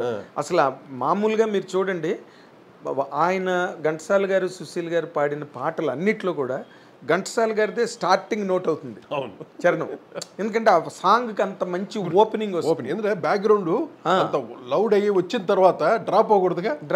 ఆయన స్టార్ట్ చేస్తే మళ్ళీ ఆ ఈక్వల్ గా ఉండదు వాల్యూమ్. అదే ఆ ముందరున్న చిన్నదాన్ని పాట కానీ అదే సరే. ఇంకా ఎచ్చటి నుండి వీచను, ఎచ్చటి నుంచి అప్పు చేసి పప్పుకోడు, ఏం పాటలు అంటే నాన్నగారు ఆయనకి వాళ్ళకి మంచి కాంబినేషన్ అది. మంచి అంటే నాన్నగారిది కొంచెం నేజల్ వాయిస్, ఈయన గమకాలు ఎక్కువ పలుకుతాయి. అవునండి. ఆయనది భారీ వాయిస్ ఘంటసాల గారిది భారీ. కొన్ని పలకకపోయినా ఆయన ప్రాక్టీస్ చేసేవాడు. ఈయన ఇచ్చిన స్వరం ఏది మిస్ అయ్యేవాడు కాదు. అవును, వాళ్ళిద్దరు అంత అది that is pure music, pure music, pure people. They are very pure people. Pure అందువల్ల అంత గొప్ప పాటలు ఇప్పుడు చరిత్ర కాదు కదా. దానిలో బాలభారతంలో ఆ పాట ఒకటిను, మానవుడే మహనీయుడు ఒకటి, తర్వాత ఇంకో సాంగ్ ఉన్నా సార్ గుర్తురాట్లేదు. ఆ 2 పాటలు అప్పుడు పెద్ద హిట్ బాలభారతంలో. అసలు ఆ 2 పాటలే లైఫ్ సినిమాకి. ఇప్పుడు ఘంటసాల గారి తర్వాత రామకృష్ణ గారు వచ్చారు. రామకృష్ణ గారు ఎంతైనా కొంచెం ఆయన ఛాయలోనే ఉండేది, ఘంటసాల గారు లెవెల్లోనే ఉండేది. అంటే నేను ఇమిటేషన్ వాయిస్ నేను ఒప్పుకోలేను సార్. మీరు ఫ్రెండ్స్ అందరితో నాకు ఈ డిస్కషన్ కొన్ని పాటలు చాలా బాగా పాడాడు. అందాల రాముడు ఈ పాటలు. నేను I tell you one thing sir, నేను I have a very strong intense feeling. ఆయన మంచి గాయకుడే, నేను కాదంటలేదండి. But he was thrusted upon the industry. Yes, అంటే అప్పట్లో ఘంటసాల తర్వాత ఎవరు లేరు. బాలుగారికే రికార్డింగ్ లేక శారద సినిమాలో కోరస్లో పాడాడు విజయ గార్డెన్స్లో. నాకు బాలుగారి డైరెక్ట్గా చెప్పారు రికార్డింగ్ లేవు. మీకు తెలుసు, ఎందుకంటే మీరు అక్కడ ఉన్న పుట్టి పెరిగిన వ్యక్తి కదా మీరు. ఇప్పుడు రామకృష్ణ గారు ఏంటంటే ఇంకా డెస్పరేట్, ఇండస్ట్రీలో ఇంకొకరు పాడడానికి లేకపోవడం. బాలుగారు ఎప్పుడు అల్లరి పాటలు పాడుతూ హుషారైన పాటలు పాడుతూ వెళ్ళడం, దానివల్ల రామకృష్ణ గారు అనే గాయకుడికి ఒక స్పేస్ దొరికింది ఆ టైంలో. బట్ మీరు బాలుగారు ఘంటసాల గారిని కనుక కంపేర్ చేస్తే that voice does not stand anywhere. ఎవరిది? రామకృష్ణ గారు. అవును, అది కరెక్ట్. నేను లెట్ us be frank, ఎందుకంటే పక్క ఘంటసాల గారిని పక్కన ఉండేది వాయిస్, బాలుది సపరేట్ వాయిస్ కదా. పక్కగా కూడా లేదండి, పక్కగా కూడా లేదు. ఎందుకంటే ఆ వాల్యూమ్ ఎక్కడ, ఆ మెలోడీ ఎక్కడ, అసలు అకారం ఘంటసాల గారు పలికినట్టు ఏ గాయకుడైనా పలకగలడా? అకారం టాప్లోకి వెళ్ళినప్పుడు కానీ మిడిల్లో కానీ ఆయన పాడితేనే ఆ పాటకి ఒక రూపం అండి, స్వరూపం అంత రిచ్గా ఉంటుంది. ఘంటసాల రిచ్గా ఉంటుంది. అది ఆ తర్వాత జేసుదాస్ దగ్గర ఉంది ఆ rich voice, richness, voice rich, grandeurness. ఒక కిషోర్ కుమార్కి ఉంది, మొహమ్మద్ రఫీకి ఉంది, తర్వాత బాలుకి కంపారిటివ్లీ వాళ్ళకు ఉంది, తర్వాత బాలు లాస్ట్గా. బాలు గారు ఇంకా is a master of singing. ఎందుకంటే మాస్టర్ ఆఫ్ సింగింగ్ ఎందుకు అయ్యాడంటే ఆయన మొదట హిందీ పాటలు పాడాడు అందరిది, కిషోర్ కుమార్ది, మొహమ్మద్ రఫీది. ఎక్కువ మొహమ్మద్ రఫీది ఎక్కువ పాడేవాడు, రఫీ గారిది. అది కాకుండా ఇంకా మన్నాడేది అన్ని రకాల పాటలు పాడేవాడు హిందీ. అవును, పాడి తర్వాత తమిళ్లు టిఎంఎస్, పిబి శ్రీనివాస్, బాలమురళీకృష్ణ, ఈ పాటలన్నీ ఆయన పాడేవాడు. బాలమురళీకృష్ణ గారిది ఆర్కెస్ట్రాల్లో పాడి, కచేరీలో పాడు, ఎన్ని రాటు తెలిపాడు, రాటు తెలిపాడు. అందువల్ల అన్ని రకాల వాయిస్ ఉంటుంది ఆయనలో. ఆయన ఒరిజినల్ క్లాసికల్ పాడుతున్నాడు అనుకో, సడన్గా బాలమురళీకృష్ణ గారు వచ్చేస్తారు, అక్కడ కనిపిస్తుంది ఆయన గమ్మకాల్లో. ఇప్పుడు హుషారు పాట పాడుతున్నాడు అనుకో, కిషోర్ కుమార్ కనిపిస్తారు, కిషోర్ కుమార్. కొన్ని మెలడీస్ పాడుతున్నాడు అనుకో, మొహమ్మద్ రఫీ కనిపిస్తాడు. అవును, ఇన్ని రకాల వర్సటైల్ వాయిస్. వర్సటైల్ వాయిస్ను ఘంటసాల గారి వాయిస్ లాంటి వాయిస్ కాకపోయినా థంగమని పలుకుతుంది. అది అల్టిమేట్.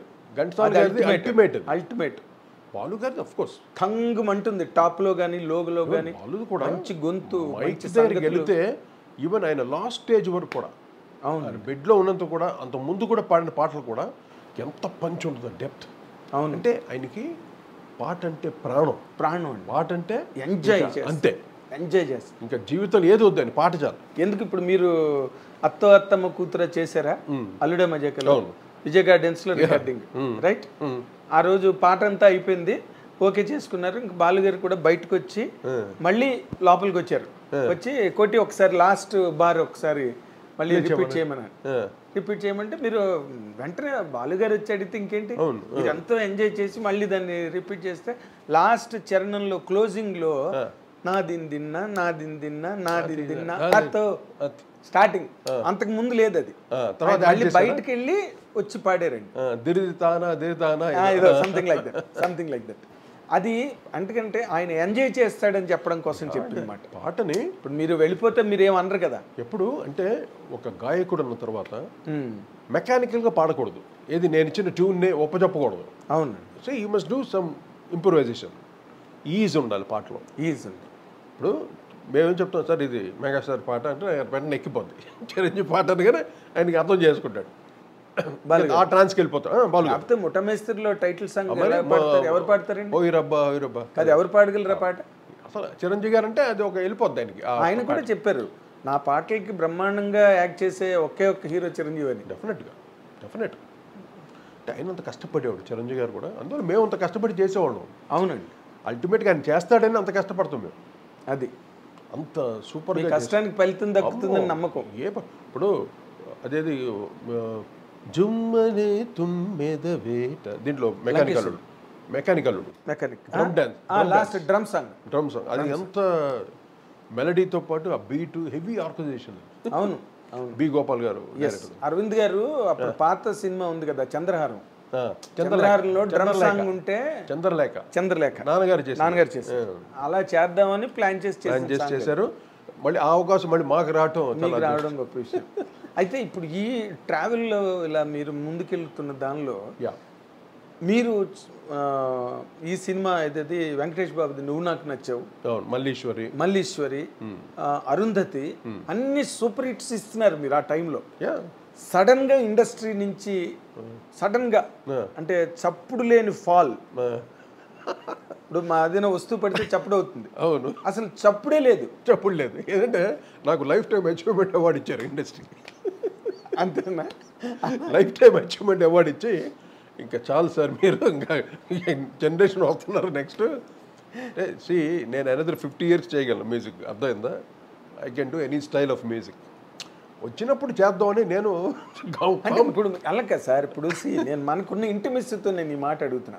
అంటే ఇప్పుడు మీరు చెయ్యలేరని ఇండస్ట్రీకి ఏమైనా అనుమానమా? చెయ్యలేరా? ఎవరు చేయలేను మేము అన్నావా? మేము లేదా నీ స్టేట్మెంట్ ఇచ్చానా? అయ్యో ఇప్పుడు ట్రెండ్ ఆఫ్ మ్యూజిక్ నేను చేయలేను బాబు, నా దగ్గర రాకండి. I never did that. నేను ఎన్ని ట్రెండ్స్ ఆఫ్ మ్యూజిక్ చేశాను నేను. ఇప్పుడు నా గ్రాఫ్ మీరు చూడండి, ఎటువంటి వెరైటీ ఆఫ్ మ్యూజిక్ చేశాను.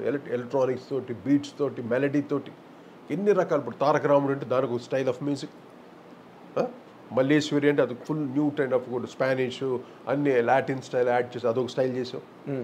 అన్ని ప్రజలకు రీచ్ అయిందా లేదా? మామూలుగా అంత రీచ్ అయినప్పుడు అంటే నేను జనరేషన్ వస్తుంది, యంగర్ జనరేషన్ కమింగ్, వచ్చినప్పుడు ట్రెండ్స్ కొత్త నీరు వస్తుంది కదా, అందరు కొంచెం అలా సర్లే కొంచెం గ్యాప్ ఇచ్చారు నాకు. కానీ నువ్వే కావాలి ముందు కూడా నాకు ఒక 2-3 years గ్యాప్ వచ్చింది.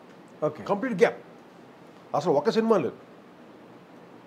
నువ్వే కావాలి చేసిన తర్వాత మళ్ళీ గ్యాప్ 4 months, ఒక 5-6 months నో మూవీస్. తర్వాత వచ్చి పొలో నుంచి పడ్డారు మొత్తం. ఇట్స్ ఆల్ న్యాచురల్ ఇండస్ట్రీలో ఒక సక్సెస్. మరి ఇప్పుడు మీరు సక్సెస్ లో ఉంటున్నప్పుడే I'm still in limelight. You think that you are in limelight? yes, still I am in limelight. సినిమా చేయాల్సిన అవసరం లేదు, నా music so more than that. అంటే చూస్తూ వింటూ ఉంటాను. See, I got more stuff on that, you know. ఇంకా ఉంది నా స్టఫ్. ఓకే, అది వచ్చిన వాళ్ళకి చేయడానికి రెడీగా ఉన్నాను అంతే. అలాగే సార్ నేను అనేది, అంటే ఇప్పుడు ఇది ఈ ఇంటర్వ్యూ చూడడం ద్వారా కొంతమందికి కొన్ని అభిప్రాయాలు మారచ్చు. ఇటువంటి క్వశ్చన్ చాలా మంది ఇంటర్వ్యూలో నన్ను అడిగారు, వాళ్ళందరికీ ఇదే సమాధానం చెప్పాను. Okay, I'm ready, my music always with me. నా దగ్గర ఉంది నా మ్యూజిక్, ఏ ట్రెండ్ ఆఫ్ మ్యూజిక్ అయినా చేయడానికి నేను రెడీగా ఉన్నాను. అర్థమైందా? ట్రెండ్స్ కాదు, ఎన్ని ట్రెండ్లు చేశాను నేను. ఇప్పటికి నేను చేసిన సాంగ్స్ ట్రెండింగ్స్లో ఉన్నాయి. ఇంకా రూపు తెర మస్తానా కానీ, ఒక అందం హిందోళం కానీ, ఇప్పటికి ట్రెండింగ్స్లో ఉంది.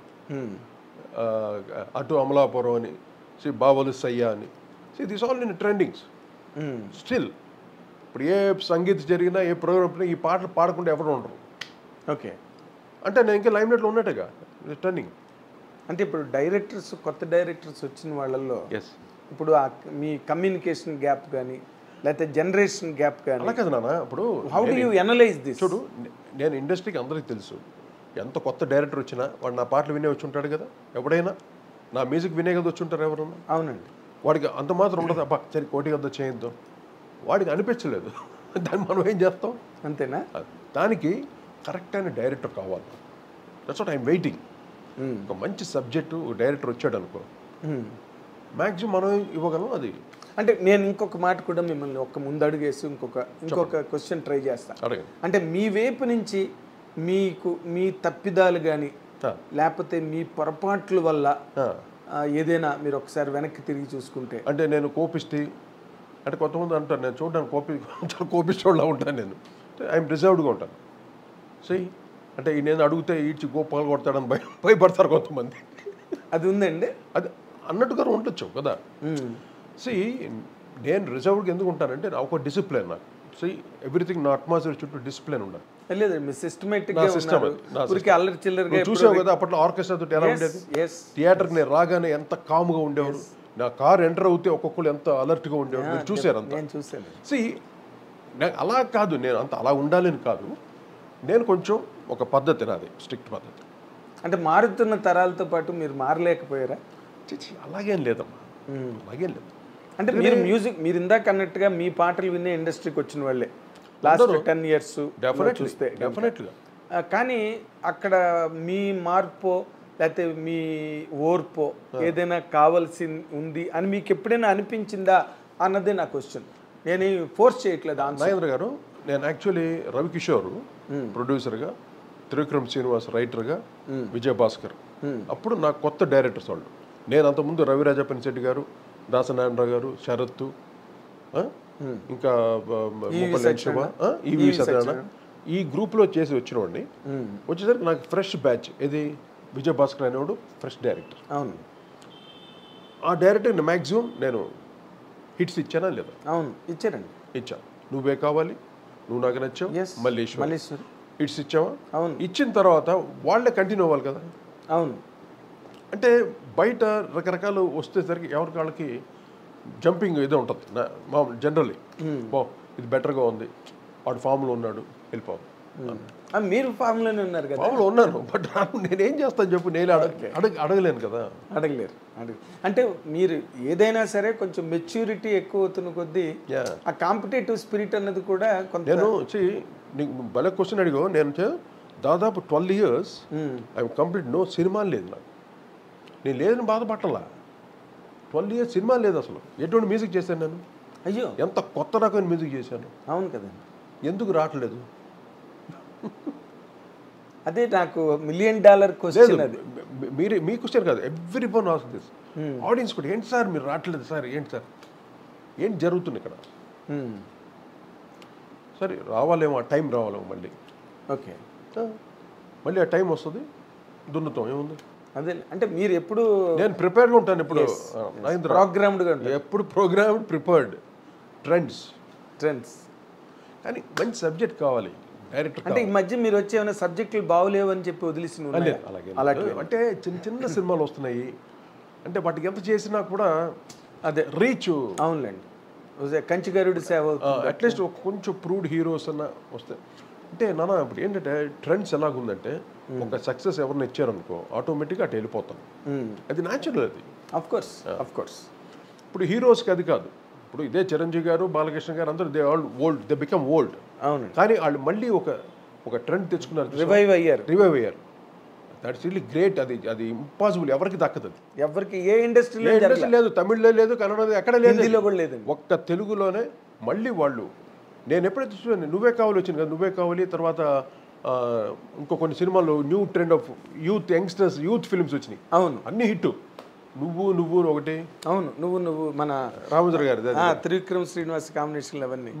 నువ్వే అది నేను చేసింది. నువ్వు అని ఆర్పి పట్టాకి మ్యూజిక్ చేసేది, అది సూపర్ హిట్. అది అది సూపర్ హిట్ సినిమా. అదేలేండి. అప్పుడు ట్రెండ్స్ మారుతుంది మిలీనియం ఇయర్లో కరెక్ట్గా. మిలియన్ నేను అనుకున్నా అబ్బా ఇప్పుడు తమిళ్లాగా ట్రెండ్ మారిపోతుంది ఇక్కడ కూడా, మొత్తం యంగ్ హీరోలు వచ్చేస్తారు పాపం, ఇంకా పెద్ద హీరోస్ కొంచెం అని అనుకున్నాను. వీళ్ళు మొత్తం ఇలా తిప్పి రాయించారు. Really great. మరి చూడండి మన వాల్టర్ వీరయ్య, అత్తేరు వీరయ్య ఏంటి, బాలయ్యది ఏంటి, ఎస్ అదేది ఎన్ని రకాల సినిమా చేస్తారు Balakrishna. Great, great sir, it's a great moment, చాలా గ్రేట్ మూమెంట్. గ్రేట్. కానీ అది మ్యూజిక్లో మాకు దొరకలేదు అది. అది ఇప్పుడు హీరోస్కి వెంటనే చేంజ్ వచ్చింది కదా, అలాగే మాకు కూడా వస్తే మనం ప్రూవ్ చేసుకోవడానికి. అంటే అందరి హీరోలకి రాలేదు, ప్రూవ్ కాదు, ఆల్రెడీ ప్రూవ్డ్, ప్రూవ్ చేయాల్సిన అవసరం లేదు. అంటే ఎప్పటికప్పుడు కొత్తగా ఉంటుంది మా మ్యూజిక్ అనేది. అవును, ఎక్కడ ఆగదు సంగీతం అనేది, అది ఫ్లో వెళ్తూనే ఉంటుంది. అంటే నాకు ఈ ఇంటర్వ్యూ ద్వారా మిమ్మల్ని అభిమానించే దర్శకులు కానీ, మీకు బాగా దగ్గరైన నిర్మాతలు కానీ, వీళ్ళందరికీ ఒక ఇది అనమాట. అంటే ఇప్పుడు నిజంగా వాళ్ళు వచ్చి మీరు, ఎందుకంటే చూడు, నేను వర్క్ చేసిన డైరెక్టర్స్ అందరూ అవుట్డేట్ అయిపోయారు, కొంతమంది పోయారు, ఎవరు లేరు ఇండస్ట్రీలో లేరు. అవునండి. ఈవి సత్యనారాయణ అయితే రెగ్యులర్ నేనే. అవును, నాకు తెలుసు. ఒక దాసనారాయణ గారు ఒక ఆల్టర్నేటివ్గా ఏదో సినిమా ఆయన చేస్తుంటాను. కోడి రామకృష్ణ కూడా, కోడి రామకృష్ణ గారిది, వీళ్ళందరూ ఎవరు లేరే, వాళ్ళందరూ. అందువల్ల ఇప్పుడు కొత్త జనరేషన్ వచ్చిన తర్వాత వాళ్ళు ఒక రకంగా ప్రిపేర్ అయి వస్తున్నారు. అదేలేండి. మ్యూజిక్ కూడా వాళ్ళ థాట్స్ తోటి వాళ్ళు రెడీ అయ్యి వస్తున్నారు, ఒక కంపోజర్ పెట్టుకొని. ఎవరు తంటాలు ఆడది ఇప్పుడు సక్సెస్ అనేది చాలా. ఎవరే పోరాటం వాళ్ళది, ఎవరు పోరాటం వాళ్ళది. ఆ పోరాటంలో వాళ్ళు ఇప్పుడు వెళ్ళి ఆయన తోటి ఎలాగా ఆయన చేస్తారా లేదా అని ఇది కూడా ఉంటుంది. అవునండి. అయితే మీరు ఇందాక అన్నట్టుగా నేను చేసిన డైరెక్టర్లు లేరు, నేను చేసిన కొంతమంది ప్రొడ్యూసర్స్ లేరు, అసలు మీరు కలిసి చేసిన రాజు లేడు. చూడండి అసలు ఎలాగనిపించిందండి రాజు? చాలా అది పెద్ద మిస్. అంటే మేము ప్రొఫెషనల్గా విడిపోయాము, కానీ ఫ్రెండ్స్గా మేము ఎప్పుడు చిన్నప్పటి నుండి ఫ్రెండ్స్ మేము. అవునండి. ఒకే ఏరియాలో ఉండేవాళ్ళం చిన్నప్పటి నుండి. తేనంపేటలో మీ ఇంటి దగ్గరేనా? ఎదురుగుండా పోయిస్ రోడ్. మా ఇంటి ఎదురుగుండానే ఒక రెండో విద్య అనమాట రాజుల్లో. నేను మీ ఇంటికి రెగ్యులర్గా వచ్చేవాడిని, కానీ రాజు ఇంటికి ఎవరు వెళ్ళేవారు కాదు. నాన్నగారిని కలవడానికి రెగ్యులర్గా వచ్చేవాడిని నేను. ఏంటంటే రాజు కూడా ఎక్కువ బయటకు వచ్చేవాడు కాదు, అదొక సైట్. అతను కొంచెం ఇంట్రోవర్ట్ అండి. మీరు ప్రొడ్యూసర్లు అందరితో మాట్లాడడం అని, కానీ అతను ఎంతసేపు వెనక లోపల ప్రోగ్రామింగ్ లోనే ఉండేవాడు రాజు. అలాగా ఎప్పుడైతే వాడు, అది చాలా షాకింగ్ అనమాట, చాలా షాకింగ్. నేను ఒక 20 days బ్యాక్ కలిశాను రాజుని ఒక ఫంక్షన్లో, ఒక ఆడియో ఫంక్షన్. మేము ఇద్దరు కలిసాం అక్కడ. తను కూడా వచ్చాడు, చాలా జోకులు వేసాడు, ఎంత నవ్వుకున్నాం, అన్నీ మాట్లాడుకున్నాం. All of the sudden 20 days ఇలాగ అనేసరికి షాక్ అయిపోయాను. హెల్త్ బాగాలేదంట ఆల్రెడీ, వాళ్ళ డాక్టర్ చెప్పారు. హెల్త్ ఆల్రెడీ ఒక 1 monthగా ఈ సఫరింగ్ సమ్ ప్రాబ్లం, అది హెల్త్ ప్రాబ్లం. ఆల్రెడీ బైపాస్ ఏదో అయింది. ఓకే. బైపాస్ అయిన తర్వాత కొంచెం హార్ట్ ఏదో ప్రాబ్లం అయ్యి కొలాప్స్ అయిపోయాడు. బాత్రూంలో వెళ్ళి పడిపోయాడు. బాగా మాట్లాడుతూ వెళ్ళాడు బాత్రూమ్కి, ఇప్పుడే వస్తాను వెళ్ళినాడు, బాత్రూమ్కి వెళ్ళి కొలాప్స్ అయిపోయాడు. అదే చాలా షాక్. నేను ఊర్లో లేను, నేను కరెక్ట్గా అప్పుడు చెన్నైలో ఉన్నాను, సమ్ రికార్డింగ్ వర్క్ మీద వెళ్ళాను. ఇంకా నేను వచ్చేంత వరకు. కానీ మీ దగ్గర నుంచి విడిపోయిన తర్వాత నాకు అవన్నీ తెలుసు. మీకు తెలుసు మొత్తం మీరు విడిపోవడం, ఆ కారణాలు ఏంటి అవన్నీ. I don't want to get in to that. ఇప్పుడు ఇక్కడ ఆయన మీ దగ్గర నుంచి బయటకు వచ్చిన తర్వాత ఆయన కూడా రాముడు వచ్చాడని సిసింద్రి అని చేశారు, కానీ ఈ కుడ్ నాట్ ఎస్టాబ్లిష్ హిమ్సెల్ఫ్ అండి. ఏదో మీ ఇద్దరికి మధ్యలో తర్వాత మీరు సస్టైన్ అయ్యారు, టాప్ ర్యాంక్ మ్యూజిక్ డైరెక్టర్ అయ్యారు. అంటే దాన్ని ఎలా చెప్పాలి అర్థం కాదు. అంటే నేను చాలా హార్డ్ వర్క్ చేశాను. ఇప్పుడు వన్స్ విడిపోయిన తర్వాత ఎలా ఉంటుందంటే మళ్ళీ మొదటికి వెళ్ళినట్టు, ఎవడు వీడు దీంట్లో, ఎవరు దీంట్లో అని అదొక డౌట్ వస్తుంది అందరికి, ఇండస్ట్రీకి, టోటల్ ఆడియన్స్కి. అవును. ఇప్పుడు ఇద్దరు కలిసి చేస్తున్నప్పుడు పార్ట్నర్షిప్, ఎవడు మ్యూజిక్ చేస్తాడు, ఎవడు ఇది చేస్తాడు, ఎవడు వల్ల ఈ పాట హిట్, ఈ డౌట్స్ ఉంటాయి. ట్యూన్ ఎవరిది, బీట్ ఎవరిది, ప్లానింగ్ ఎవరిది, ఇన్ని ఉంటాయి. కానీ నేను ఇప్పుడు ఏం చేశాను, రాజ్కోటి అంతే. ఇది కోటి చేశాడు, రాజ్ చేశాడు, అది ఉండదు మా ఇద్దరిలో. నాకు I know personally very well. రాజ్కోటిగా మేము చేసాం, అంత అయిపోయింది. తర్వాత కోటిగా నేను చేసేటప్పుడు నేను చాలా హార్డ్ వర్క్ చేశాను. మళ్ళీ ఏంటంటే I got that knowledge, potential ఉంది, నాలెడ్జ్ ఉంది, మనం ప్రూవ్ చేయగలం, కంపోజ్ చేయగలం, మాస్ సాంగ్స్ ఇవ్వగలం, డెఫినెట్ హిట్ సాంగ్స్ ఇవ్వగలం, నా కాన్ఫిడెన్స్ ఉంది. కానీ నా రాజు పక్కన లేడు. నాకు అదేదో మిస్సింగ్ ఫీలింగ్ ఉండేది. నాకు మొన్నటి వరకు ఫీలింగే నాకు. అవునా? నేను ఇండివిజువల్గా చేసినా కూడా సక్సెస్ అయ్యాను నేను బాగా. అవును, మీరు టాప్ ర్యాంక్ అయిపోయారు. టాప్ ర్యాంక్ వెళ్ళిపోయాను. నెంబర్ 1 కదా. నా రాజు లేడే అన్న ఫీలింగ్ నాకు ఉండేది. అండ్ మళ్ళీ పిలుచుకోవాలంటే నాకు భయం వేసేది. అంటే అది భయం అంటే సెన్స్ కొంచెం కొన్ని నాకు కొన్ని కారణాలు అది లేకపోతే అది జరిగేది. చిరంజీవి గారు కూడా మిద్దరు కలిసి చేస్తానంటే నేను సినిమా చేస్తాను, ఇప్పుడే చేస్తాను అన్నాడు స్టేజ్లో. అది తర్వాత అనుకున్నాం, కానీ ఎందుకో నాకు భయం వేసింది. అంటే అది ఎందుకు సెట్ కాలేదు. మళ్ళీ ఒకసారి విడిపోయింది అంతే. మరి ఇంకా ఆ చాంప్ పోయింది. అది మళ్ళీ నేను కష్టపడి మళ్ళీ నాకు నేను తెచ్చుకొని అవును అంత సక్సెస్ చేసుకొని ఇందులో ఇక్కడ ఎవరిని మోసం చేసి ఎవరిని దగా చేసి రావటం కాదు. This is a challenge. Life అనేది ప్రతి మనిషికి ఒక ఛాలెంజ్. ఎవరు మోసం చేస్తే సక్సెస్ అయ్యే ఆర్ట్ కాదు కదా. ఆర్ట్ కాదు కదా, ఇది ఛాలెంజ్. ఇది ఎవరి కాడ నిలబడాలి. నాకేంటి మా నాన్న ఉన్నాడు వెనకాల, ఒక సాలు రాశారు కొడుకుని. నేను రేపు పండిత పుత్ర సుంటాను అనకూడదు కదా నన్ను. అదొక నాకు ఎక్కువ కసి ఎక్కువగా ఉండేది. మీరు అది దాటిపోయారండి? దాటే అయితే దేన్ని అంటే ఆ ఫీలింగ్ లేదు. Yes I'm the son of doctor S Rajeshwara. పండిత సుంటాను మటుకు ఇప్పటికీ నేను సుంటాను అనుకుంటాను. నేను అనుకుంటాను ఎందుకంటే ఆ మహానుభావుడితో కంపేర్ చేస్తాను. అదేలేండి. మహానుభావుడు ఏంటి ఆయన ఓషన్. అంటే వాళ్ళు పాటకి రాగంలో ఆయన చేసిన రాగాలన్నీ నేను అదే చెప్పింది. ఆ రాగం పేరేంటి అని కనుక్కోవడానికి సాలు రాజేశ్వర సాంగ్స్ వింటే చాలు ఏం రాగం ఇది అని ఒక సర్ప్రైజింగ్ ఉండేది. అవును సార్. ఆయన కీరవాణి గారి నాన్నగారు ఆయనకి ఎందుకో ఈ తోటమాలి ఆ పాట చాలా ఇష్టం అంట. విప్రనారాయణలో పాట మా నాన్నగారిని వెళ్ళి ఏ రాగం గురుగారు ఇదంటే కీరవాణి రాగం అన్నారంట. అంటే ఆయన కొడుకు పుట్టినా కూతురు పుట్టినా కీరవాణి పేరు పెట్టదని కీరవాణి పేరు పెట్టారు ఆయన. వాళ్ళ ఫాదరే చెప్పారు, ఆయనే చెప్పారు. శివశక్తి దత్త మొన్న తనకి ఆస్కార్ అవార్డు ఏదో వచ్చినప్పుడు ఆయన చెప్తున్నారు అదే కీరవాణి పేరు ఎలా వచ్చింది అని. అలాగా రాగం పేరు పాటను విని అడగాలి, ఏం రాగం ఉండేది అద్భుతంగా ఉంది. అది రాగం అంటే. అంతేగాని మన ఊరికి పేర్లు చెప్పేసి డబ్బాలు కొట్టేయకూడదు. అదే పెద్ద పాండిత్యం. కొంతమందికి అడక్క ముందే ఇది రాగం అని చెప్తారు. ఎందుకు? అవును సార్. సో మీరు ఈ రోజున ఒక సంతృప్తి అయితే మీకుంది. ఎస్ ఐ కెన్ క్లెయిమ్ నేను I'm the what you call, నేను వారసుడిని ఎస్ రాజేశ్వరరావు గారు. నేను ప్రూవ్ చేసుకున్నాను. ఎస్ కష్టపడ్డాను, ప్రూవ్ చేసుకున్నాను. ఆడియన్స్లో ఆ పేరు ఉంది నాకు, నాన్నగారు బ్లెస్సింగ్స్ ఉంది. ఇంకేం కావాలి? ఇన్ని ఉండబట్టే ఈ రోజున ఒక పక్కన తెలుగు సినిమా పాటకి ప్రపంచ వేదిక మీద ఆస్కార్ అవార్డు లభిస్తే ప్యారలల్గా ఇంకో వైపున మీకు ఆస్ట్రేలియాలో అది నాకు చాలా లైఫ్ టైమ్ అచీవ్మెంట్ అవార్డు. పార్లమెంట్లో వన్ ఆఫ్ ద సెనేటర్ వాళ్ళు, తర్వాత ఐక్యరాజ్య సమితి వాళ్ళందరూ వచ్చి వాళ్ళ చేతుల మీదుగా నాకు జరిగింది. అంటే తెలుగు అసోసియేషన్ ఇద్దరు కలిసి. అదేలేండి. ఎంత అద్భుతం అంటే నాకు అసలు నాకు ఏంటి ఇంత స్టేజ్కి ఇంత రికగ్నైజింగ్ ఎలా వచ్చిందని. అంటే తెలుగు అసోసియేషన్ వాడు మన రాజేష్ అని అని తను నన్ను బాగా స్టడీ చేశాడు. బాగా ఒక రీసెర్చ్ ఇలా చేసి ఎన్ని సినిమాలు చేసి ఎన్ని పాటలు చేశాను ఎన్ని రీసెర్చ్ చేసి, కాదు మామూలుగా ఒప్పుకోరుగా వాళ్ళు. ఎలాగ అసలు పైగా ఫారిన్ కంట్రీ నాకు అదే అది అవార్డు తీసుకోగానే లైఫ్ టైమ్ అచీవ్మెంట్ అవార్డు ఇవ్వగానే నేను అంటే వేరే కంట్రీలో తీసుకున్నాను కదా, ఇది నా దేశానికి అంకితం చేస్తానని చెప్పేసాను. Dedicated to my country man అని చెప్పి జై హింద్.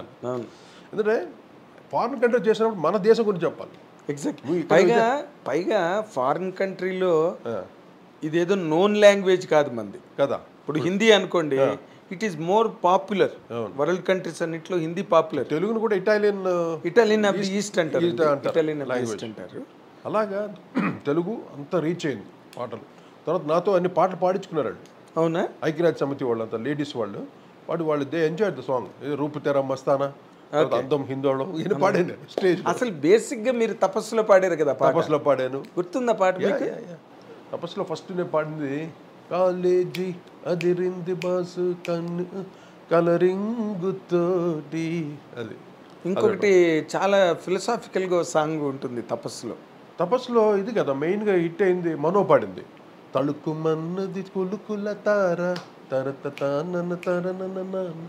ఇది మనో పాడింది ఫస్ట్. దాంట్లో అన్ని పాటలు ఇట్టు. మొత్తం తపస్సులో మంచి ఇట్లండి పాట. అప్పట్లో భరత్ అనే డైరెక్టరు ఫ్రెష్ డైరెక్టర్ అన్నమాట. ఫ్రెష్ డైరెక్టర్ చాలా కొత్తగా, అంటే మనకి పూరి జగన్నాథ్ ఎలాగా, రామ్ గోపాల్ వర్మ ఎలాగా, అలా అంత ఫ్రెష్ అనమాట ఇప్పుడు భరత్. అదే మీరు ఈ రోజున ఇక్కడ స్వరరాజేశ్వర నిలయం అని ఇక్కడ బోర్డు గట్టబెట్టి ఇక్కడ ఇల్లు కట్టుకుని మీరు మెడ్రాస్ నుంచి ఇక్కడికి వచ్చేసి సెటిల్ అయితే, బోర్డు పెట్టడం కాదు, అది నాన్నగారి పేరు, అది మీ చిరునామా. అది మీ చిరునామా, మీ ఇంటి పేరు అది. అంతే. మామూలుగా సర్నేమ్ వేరు, హౌస్ నేమ్ మాత్రం అదే. స్వరరాజేశ్వర నిలయం అని పెట్టాను, బ్రహ్మాండంగా పెట్టారు. ఫాదర్, నేను ఇద్దరిని చూశాను అలాగా. ఘంటసాల గారి అబ్బాయి రత్నకుమారు వాళ్ళ ఇల్లు ఉస్మాన్ రోడ్లో అమ్మేసిన తర్వాత మళ్ళీ పాతసారథిపురంలో విజయశాంతి గారి ఇంటి పక్కన మళ్ళీ ఇండిపెండెంట్ హౌస్ కొని రత్నకుమార్ ఘంటసాల అని బయట బోర్డు పెట్టాడు. అది నేను అతన్ని చూశాను, మళ్ళీ మిమ్మల్ని చూసా. ఇంకెవరిని అంటే ఫాదర్ పేరుని క్యారీ చేసిన వాళ్ళని నేను చూడలేదు ఇండస్ట్రీలో. మీరిద్దరు మాత్రం చాలా ఇష్టం నాన్నగారు అంటే. నాన్నగారికి నేనంటే చాలా ఎంత ప్రేమ అంటే, నేను ఎంత జూలైలో తిరిగినా కూడా నాకు ఆయన పక్కకి పిలిచి డబ్బులు ఇచ్చి నన్ను అంత ఇదిగా చూసుకునేవారు. సినిమాలు తీసినవారు నన్ను. అవునా? అంటే మీరు హ్యాండ్సమ్ గా ఉంటారని మీ మీద ఇష్టమేమో, అందుకే సబ్ ఇన్స్పెక్టర్ గట్ట చేయాలనుకున్నారు. ఎప్పుడు నేను పక్కనే ఉండాలి నాన్నగారు. కాకపోతే నేను అదేనా సార్, నేను ఇప్పుడు మొన్న మెడ్రాస్ వెళ్ళాను. నేను మీ తేనంపేటలో మీ ఇల్లు ఉందా? Independent house building. ఇప్పుడు మొత్తం అపార్ట్మెంట్ చేసాం. ఓకే, టోటల్గా వెరీ గుడ్. ఇండివిజువల్ గా ఆ అపార్ట్మెంట్ నేను మా బావగారికి ఇచ్చేసి ఆ డబ్బులతో ఇల్లు కట్టాను. ఇక్కడ నాన్నగారి పేరు పెట్టుకున్నా. అది డబ్బులు అయితే నాన్నగారిదే డబ్బులు, ఆయన ఇచ్చిన ఆస్తే మాకు. అదే అంటున్నా. అక్కడ విజయ్ గార్డెన్స్ లేదు. మిమ్మల్ని తీసుకెళ్లి బాలుగారు స్వయంగా కూర్చోబెట్టిన కోదండపాణి ఆడియో ల్యాబొరేటరీ లేదు. అది లేదు, ఏమీ లేవండి. మొత్తం ఖాళీ మెడ్రాస్ అంతా. మనం అక్కడికి వెళ్ళినా కూడా మన జ్ఞాపకాలు మనకు ఉంటాయి తప్పితే ఆ జ్ఞాపకాలకి నిదర్శనాలు మాత్రం ఏమీ లేవు. అంతే కదా. రేపు ఇప్పుడు మనం పోతాం, మనం ఎవరు శాశ్వతం కాదు కదా. పోయిన తర్వాత ఎన్ని మారిపోతుంటది, అంతే. ప్రపంచం అలా వెళ్తూ ఉంటుంది. అంటే మన కళ్ళు ఎదురుగుండానే చూసాం. కళ్ళెదురు చూసాం. మనం ఎప్పుడో కాదు. విజయ్ గార్డెన్స్ లేదు, ఏవిఎం లేదు, అన్నీ పోయినాయి. ఖాళీ మొత్తం వడపల్లి ఏరియా అంతా కంప్లీట్ కమర్షియల్ మార్కెట్ లాగా అయిపోయింది. భరణి స్టూడియో అని, సారథి మురుగాలయ కోదండపాణి ఎదురుగుండానే కదా మురుగాలయ. అన్ని మొత్తం మెడ్రాస్ అంతా కూడా క్లీన్. అటువంటి స్టూడియోలో వర్క్ చేసాం. ఎంతో మహానుభావులు ఎన్నో నేర్చుకున్నాం అక్కడ. అవును, ఆ ఎక్స్పీరియన్సే ఈ రోజు మనంతా. ఇప్పుడు మీరు వెనక్కి తిరిగి చూసుకుంటే ఇవన్నీ ఆ ఫోటోలు, షీల్డ్లు కెరీర్కి నిదర్శనాలు. అంతే అంతే. మీరు ఎక్కిన మెట్లకి అవన్నీ ఒక్కొక్క మెట్టు. అవి అందరు ఆశీస్సులు. అది కష్టపడ్డారు. కష్టపడితో పాటు అంటే సాధన చేశారు. సాధన ముఖ్యం కష్టానికన్నా. ఎంత సాధన చేస్తే, ఎంత హార్డ్ వర్క్ చేస్తే సంగీతంలో గాయకుడు కానీ సంగీత కళాకారుడు ఏమన్నా ఎంత సాధన చేస్తేనే సంగీతంలో మనం పైకి వస్తాం కళాకారుడుగా. సంగీతం అనే కాదు సార్, కళాకారు ఫీల్డ్ అయినా కూడా సాధన కావాలి. సాధనతోడ సమకూరు పనులు ధరలోన అన్నాడు. పనులు మనకు సాధించాలంటే సాధన మించిన అవకాశం మరొకటి. ఎగ్జాక్ట్లీ. నేను ఆ విషయంలో మట్టుకు ఎక్కడ వేసాను. నేను కుర్రోడిని, ఏమైనా ఎంజాయ్ చేయొచ్చు, ఎవడు అడిగే దిక్కు లేదు. నేను డబ్బు సంపాదిస్తున్నాను కానీ ఏది నా ధ్యాస అంతా నా వృత్తి మీదే ఉండేది. నాకు తెలుసు కదా మీరు ఎంతసేపు భక్తి గొడవ, నా ఫ్యామిలీ, లేకపోతే కోటప్ప కొండ, అంతే, ఫ్రెండ్స్, లేకపోతే హోమాలు యజ్ఞాలు, అంతే అంతే అంతే. నాకు తెలుసు, నేను ఇదే చేశాను. అందువల్ల ఎంజాయ్ మ్యాక్సిమం నా లైఫ్ని ఎంజాయ్ చేశాను. సక్సెస్ చూశాను, ఫెయిల్యూర్స్ చూశాను, అన్నీ చూశాను. అది రాటు తెలిపాను అనమాట. పిల్లలు సెటిల్ అయిపోయారు. అందువల్ల ఇందాక మీరు అడిగిన క్వశ్చన్ కూడా ఏంటి ఇప్పుడు ట్రెండ్కి మీరు చేయలేవని కాదు, వస్తే అది ఆ టైం మళ్ళీ ఆ సైకిల్ రావాలి. అర్థమైందా? ఆ సైకిల్ వస్తేనే అటువంటి కాల ప్రభావం. అది ఇప్పుడు నేను చేస్తానని చిరంజీవి గారు అంటే ఇప్పుడు ఇస్తాడు సినిమా, ఆయన బాలకృష్ణ అంటే ఇస్తాడు. అది కాదు కదా, ఆ సైకిల్ రావాలి. ఇది కోటి చేయాలి, ఇది కోటి చేయాలి అని టైం సెలెక్ట్ చేసి అప్పుడు ఐ విల్ డూ వాట్. అంటే అప్పట్లో మీ ఎనర్జీస్ కూడా మారిపోతాయిలేండి సార్. టైం ఎప్పుడైతే మిమ్మల్ని చూస్ చేసిందో నా ఎనర్జీ ఎక్కడ తగ్గకుండా నేను పెట్టుకున్నాను ఇప్పటికీ. ఓకే, అర్థమైందా? ఎప్పుడు నాకు 12 yearsగా నాకు వర్క్ లేకపోతే నేను హ్యాపీగా enjoy TV shows, music shows. Occupied అండి, ఐఎమ్ కంప్లీట్లీ ఆక్యుపైడ్. యూఎస్ వెళ్ళిపోతుంటారు ప్రోగ్రామ్స్. ఇప్పుడు ఏంటంటే ఫ్రెష్గా ఉన్నా. ఇప్పుడు కొత్త మ్యూజిక్ చేయడానికి ఫ్రెష్గా ఒక న్యూ దీంట్లో ఉన్నాను, ఒక యూత్ లాగా. Okay, that will come. So మీరు మళ్ళీ చక్రవర్తి గారి దగ్గర జాయిన్ అయిన కోటి గారిలో ఉన్నారు ఇప్పుడు. ఎగ్జాక్ట్. అదే ఎనర్జీ తోటి, అదే కసితోటి ఉన్నా. ఓకే, సో ఈ wish you so many achievements in coming days sir. Definitely. మీరు ఇంకా యంగ్ అయిపోవాలి, మళ్ళీ యూత్లోకి వెళ్ళి అంతే మళ్ళీ చక్రవర్తి గారి దగ్గర జాయిన్ అయినట్టుగా మళ్ళీ ఎన్నో సినిమాలు చేసి తెలుగు సినిమా సంగీతానికి మీ కాంట్రిబ్యూషన్ చాలా ఉంది sir. I know for a period of 30 years మీరు మంచి 3 decades మ్యాక్సిమం నేను వర్క్ చేశాను. అవునండి, మ్యాక్సిమం తెలుగు పరిశ్రమకి ఎంత చేయాలో అంత నా సేవ. నాకు నిన్న జరిగినట్టుంటుంది విజయ గార్డెన్స్లో వేటూరు గారు మిమ్మల్ని నన్ను అందరినీ కలిపి ఎంత మంచి సక్సెస్ అవుతున్నారయ్యా. గారితో చాలా ఆయన ఆశీస్సులు. ఎస్, గురుగారు కూడా ఎన్నో సినిమాలు మాకు చెప్పేవారు. అవునండి. మాతో కోదండరామిరెడ్డి గారికి అందరూ, కోదండరామిరెడ్డి గారు కూడా ఎంత ఎంకరేజ్ చేశాడు. అయ్యో రాఘవేంద్ర గారు కూడా ఆయన మీరు రాజసీమ సినిమా చేసినప్పుడు ఇంకోటి నాతో పర్సనల్ గా అన్నారు వాళ్ళ ఆర్కెస్ట్రైజేషన్. ఎందుకంటే అప్పుడు కీరవాణి గారు రాఘవేంద్ర గారికి రెగ్యులర్ గా చేస్తున్న రోజులు. ఆ టైంలో మీకు అనుకోకుండా మధ్యలో ఆ సినిమా వచ్చింది. వచ్చినప్పుడు అన్నపూర్ణలో షూటింగ్ చేంజ్ కోసం ఆయన మాకు ఇవ్వడం జరిగింది. అదే Rajasimham cinema, Rajasekhar Ramyakrishna. Actually beginning డేస్లో నేను ఫస్ట్ సుమన్ సినిమాలు చేసాం. అవును, సుమన్, తర్వాత సిల్క్ స్మిత, ఆవిడ ఓన్ ప్రొడక్షన్ ఉండేది ఆ సినిమాలు. తర్వాత మన రాజశేఖర్ గారి సినిమాలు బిగినింగ్ అది మేము చేసాం. తర్వాత మాకు మోహన్ బాబు గారి దగ్గర నుండి ఆ సినిమా చేసాం. ఇది ఫస్ట్ ప్రణయ్ గారు, మోహన్ బాబు గారు, తర్వాత సుమని ఎక్కువ చేసాం. సుమని తర్వాత రాజశేఖర్ది చేసాం, రాజశేఖర్ గారిది. ఆ తర్వాత కృష్ణ గారు, శోభన్ బాబు గారు, మెగాస్టార్, అలా. అవునండి, అవును. కానీ అందరు హీరోలు చేసాం, ఒక ఎన్టీ రామారావు గారు తప్ప. మీరు వచ్చేసరికి ఆయన రాజకీయాల్లోకి వెళ్ళిపోవడం అదొక్కటే మిస్ అయ్యామన్నమాట. అది ఇంకా లోపల ఉండిపోయింది ఆ కోరిక. కానీ ఆ కోరిక మా బాలయ్య బాబు చేశాను. అన్ని సెన్సేషనల్ మ్యూజిక్ ఇచ్చాను బాలయ్య బాబు కూడా. మంచి పాటలు చేశారు కదా బాలయ్య బాబు. ఇప్పుడు నేను అప్పుడప్పుడు నా పాటలు వినడానికి నేను యూట్యూబ్కి వెళ్తుంటా. ఎందుకు సడన్గా అనిపిస్తుంది, జుమ్మనే విందాం ఒకసారి, టప్పుని వింటా. లేకపోతే బాలయ్యది పెద్దన్నయ్యలో పాటలు ఏదో వింటే దాంట్లో కామెంట్స్లో ఉంటాయి. ఆ కామెంట్స్ చూస్తుంటే ఒక్కొక్కరు ఎంత చక్కగా అసలు కోటి మ్యూజిక్ అబ్బా అంటుంటే ఎంత ఆనందం వేస్తుందో వాళ్ళు ఇచ్చిన కమెంట్స్లో. అవును, మామూలు నెటిజన్స్ ఉంటారు కదా, కామెంట్స్ పెడతారు కదా, ఆ కామెంట్స్ భలే ఉంటుంది. అంటే ఇంతవరకు ఎవరు తిట్టి రాయలేదు నాకు, బా ఎంత బాగా చేశారు మ్యూజిక్ కోటి. ఆ బ్లెస్సింగ్స్ నాకు చాలా హ్యాపీ. అసలు మీరు ఎందుకు ఏం లేదండి, మీ లైఫ్ స్టైల్లో ఉన్న డిగ్నిటీ ఏదైతే ఉందో, you have never been that carries మెయిన్గా. మీరు అల్లరి చిల్లరగా లేరు ఇప్పుడు, ఎప్పుడు లేదు. టాప్ మిమ్మల్ని సినిమాలు లేకుండా ఉన్నప్పుడు చూశాను నేను, గ్రాడ్యువల్గా పెరుగుతూ టాప్ పీక్లోకి వెళ్ళిపోయినప్పుడు చూశాను. ఎప్పుడూ ఒకలాగే ఉన్నారు. అంతే, యు బీన్ ది సేమ్. అంతే, అలాగే ఉండాలి. కాన్షియస్నెస్, నేను రాజశేఖర గారి అబ్బాయిని, నేను జాగ్రత్తగా ఉండాలని ఒక ఫీలింగ్ అది లోపల మెయిన్. అదే నాకు నాన్నగారు మహాపండితుడు, ఆయన కొడుకుగా నేను ఎక్కడ ఒక చిన్న బ్యాడ్ నేమ్ తెచ్చుకోకూడదు, ఒకడు వేలెత్తి చూపించకూడదు మనల్ని అని అంత జాగ్రత్తగా నడుచుకుంటూ వచ్చాను. You are a great son sir, more than a great music. Blessings అది, నాన్నగారి బ్లెస్సింగ్స్, మా గురుగారి బ్లెస్సింగ్స్, చక్రవర్తి గారి బ్లెస్సింగ్స్. ఈరోజు ఈ స్థాయికి నేను ఎదగలిగానంటే నిజం. ఈరోజు నా పాటలు ఉంటే నేను చేశానా అని నాకే ఆశ్చర్యం వేస్తాను. కొన్ని పాటలు ఉంటుంటే ఆర్గనైజేషన్ అంతా, oh my god, I really enjoying. అవును, మీ ఒక వేవ్లా చేసేసాను Nagendra.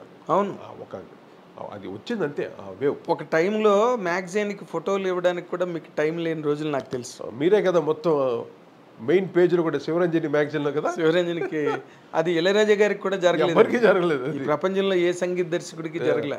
First main Shivaranjani cover page, మీరు కవర్ పేజ్ అది మీరే చేయించారు. నేనే చేయించాను. నా కొన్ని ఫోటోస్ కూడా మీరు తీయించి, అయ్యో గిటార్ మీద ఇలా పెట్టి ఇప్పటికే ఉన్నాయి ఫోటోస్. అవునా, అప్పుడు ట్రాన్స్పరెన్సీస్ అని ఉండేవి మనకి. ఇప్పుడు లేవు అవి, ట్రాన్స్పరెన్సీస్ లేవు ఇప్పుడు. రామారావు కావాలన్నా నేను ఇంటికి వెళ్ళి తెచ్చుకునేవాడిని, ఎన్టీ రామారావుకి. దుర్యోధనుడు ఆ గెటప్లు కావాలంటే ఈ ఆ ట్రాన్స్పరెన్సీస్, మామూలు ఫోటోగ్రాఫ్లు వేరు, ట్రాన్స్పరెన్సీ క్వాలిటీ ఎక్కువ ఉండేది అనమాట కవర్ పేజీలు వేయడానికి వాటికి. అప్పుడున్న టెక్నాలజీ అది. ఇప్పుడు ఏం అక్కల అంత దాంట్లోంచి సిస్టంలోకి వెళ్ళిపోయి ప్రింటింగ్లోకి వెళ్ళిపోతున్నాయి ఇప్పుడు. ఆ ట్రాన్స్పరెన్సీస్ కూడా మీకు తీయించాం. మీకు టైం ఉండేది కాదు అసలు. అసలు ఎక్కడ పడుకుంటూ బిజీ ఫ్యాక్టరీ వర్క్ చూశారు కదా మీరు. I'm part of the project కదా. ఆఫ్ కోర్స్ పవన్ కళ్యాణ్ కూడా చేసాం, 2 సినిమాలు చేసాం ఆయనకి. గోకుల సీత మంచి ఇప్పటికీ ఆ పాట, గోకుల కృష్ణ గోపాలకృష్ణ పాట, కృష్ణాష్టమి అంటే ఆ పాట కంపల్సరీ, గ్యారంటీ. అలాగే అక్కడ అబ్బాయి అక్కడ అమ్మాయి సినిమా అయింది, అవును, అది చేసాం. సో అందరు హీరోలు చేశాం, ఒక పెద్ద ఆయన తప్ప, ఒక ఎన్టీ రామారావు మిస్ అయింది. సో ఇంత కెరీర్లో చూసుకుంటే అదొక్కటే మీ లోపం. నాకు ఇంకో గొప్పతనం ఏంటంటే, నాకు గొప్పగా ఫీల్ అయ్యేది, ఎన్టీ రామారావు బర్త్డే May 28, నా బర్త్డే May 28th. అది నాకు అదొక ఆనందం నాకు. పెద్ద అయిన బర్త్డే మందిర చాలరా బాబు. గ్రేట్ కదా సార్. గ్రేట్. ఎవరికి దక్కుద్ది? ఆ కోఇన్సిడెన్స్ కూడా చూడు, ఆ కోఇన్సిడెన్స్ చూడు. ఐఎమ్ సో హ్యాపీ, ప్రౌడ్ అనమాట నాకు. గొప్పగా చెప్తున్నా, అందరికి చెప్పుకుంటున్నాను. పెద్ద ఆయన బర్త్డే మాది May 28th. ఎవరికి లేదు ఇండస్ట్రీలో, నిజంగా ఎవరికి లేదండి. ఎవరికి లేదు. It is only the second birthday మీ ఒక్కలదే May 28th అంటే. అది వరల్డ్ ఫేమస్ డేట్. మరి అమెరికాలో ఒక ఆ డేట్కి ఏదో ఇచ్చారమ్మా. May 28th రామారావు దీనికి దానికి గుర్తురట్లా, ఒక సాలిడేటీ డే లాగా. ఓకే. ఆ రోజుని కంప్లీట్గా ఒక హాలిడే లాగా ఏదో సంథింగ్, అవునా, స్పెషల్ డే లాగా. ఓకే. ఎస్, అమెరికాలో ఒక ప్లేస్లో ఎక్కడో ఒక సిగ్నిఫికెంట్ డేట్ కింద పెట్టారు May 28th, because NTR birthday కాబట్టి. ఓకే. ఓకే. సో నైస్ కోటి గారు, థ్యాంక్ యూ. చాలా హ్యాపీగా ఉంది అసలు. ఏదో ఫ్రెండ్లీగా మనం ఏదో మాట్లాడుకుంటూ, ఇది ఇంటర్వ్యూలో లేదు ఇది. కొన్ని క్వశ్చన్స్ అని భలే మంచి క్వశ్చన్స్ అడిగారు, కొన్ని డౌట్స్ కూడా అన్నీ నేను క్లియర్ చేశాను. అంటే కొన్ని నేను ఎమోషనల్గా మాట్లాడినా దయచేసి అందరూ లైట్గా తీసుకోండి. ఎందుకంటే దిస్ ఆల్ ఎక్స్పీరియన్స్. నేను ఎక్స్పీరియన్స్లో మాట్లాడాను, లోపల ఉన్నటువంటి ఫైర్ కాదు. నా ఫైర్ ఎప్పుడు నా వర్క్ మీద కాంపిటీషన్ మీద ఉంటుంది, కానీ ఫైర్ వేరే దేని మీద, గిటార్ మీదే కానీ గిల్లి కజ్జాల మీద ఉండదు. ఫైర్ అంతా గిటార్ మీదే. ఇప్పుడు హ్యాపీగా నేను పియానో వాయించుకుంటూ అని ఈ పీరియడ్ని బాగా నేర్చుకుంటున్నా. ఇంకా ఆ రోజు నేర్చుకోవడానికి టైం లేదు నాగేంద్ర. నేను ఏం చేస్తాను, నేను complete classical western notation start చేశాను. బిఫోర్ కంపోజర్ అవ్వకముందు క్లాసికల్ గిటార్ స్టార్ట్ చేశాను. అన్నీ స్టార్ట్ చేస్తే సరస్వతి ఏం చెప్పిందంటే, రై చాలరా రారా నాకు ఎక్కి లోపడేసింది. ఏది చేయలేకపోయాను, బట్ నాకు క్రియేటివిటీ ఉంది. ఇది నాకు హెల్ప్ అయింది. నాకు 10 మంది ఉన్నారు నోటేషన్ రాసేవాళ్ళు అక్కడ, 10 మంది. అవును, నాకు తెలుసు. నేను అంటే టక్ టక్ టక్ రాసేవాడు. హనుమంతరావు ఉండేవారు కదా, హనుమంతరావు, రాధాకృష్ణ గారు, ఇంకా మహర్షి, అవును, చాలా మంది అసిస్టెంట్స్. కృష్ణా చక్ర ఎప్పుడైనా మందరు చేశారా? చేయలేదుగా. చక్రవర్తి గారి దగ్గర ఉన్నారు అక్కడెక్కడ. కృష్ణ గారు ఆయన ఒక గ్రేటెస్ట్ కండక్టర్ కృష్ణ చక్రలో. చక్కెర వచ్చి నాన్నగారి దగ్గర ఆయన హార్మోనిస్ట్, చక్రధర్రావు ఆయన పేరు. చక్రధర్రావు నాన్నగారి దగ్గర. ఆయన ఫాదర్ వచ్చి అంజయ్య గారిని తబలిస్ట్ ఆయన. ఓకే. నాన్నగారికి ఆయనే తబలిస్ట్, మల్లీశ్వరి ఇటుకంతా ఆయనే వాయించారు.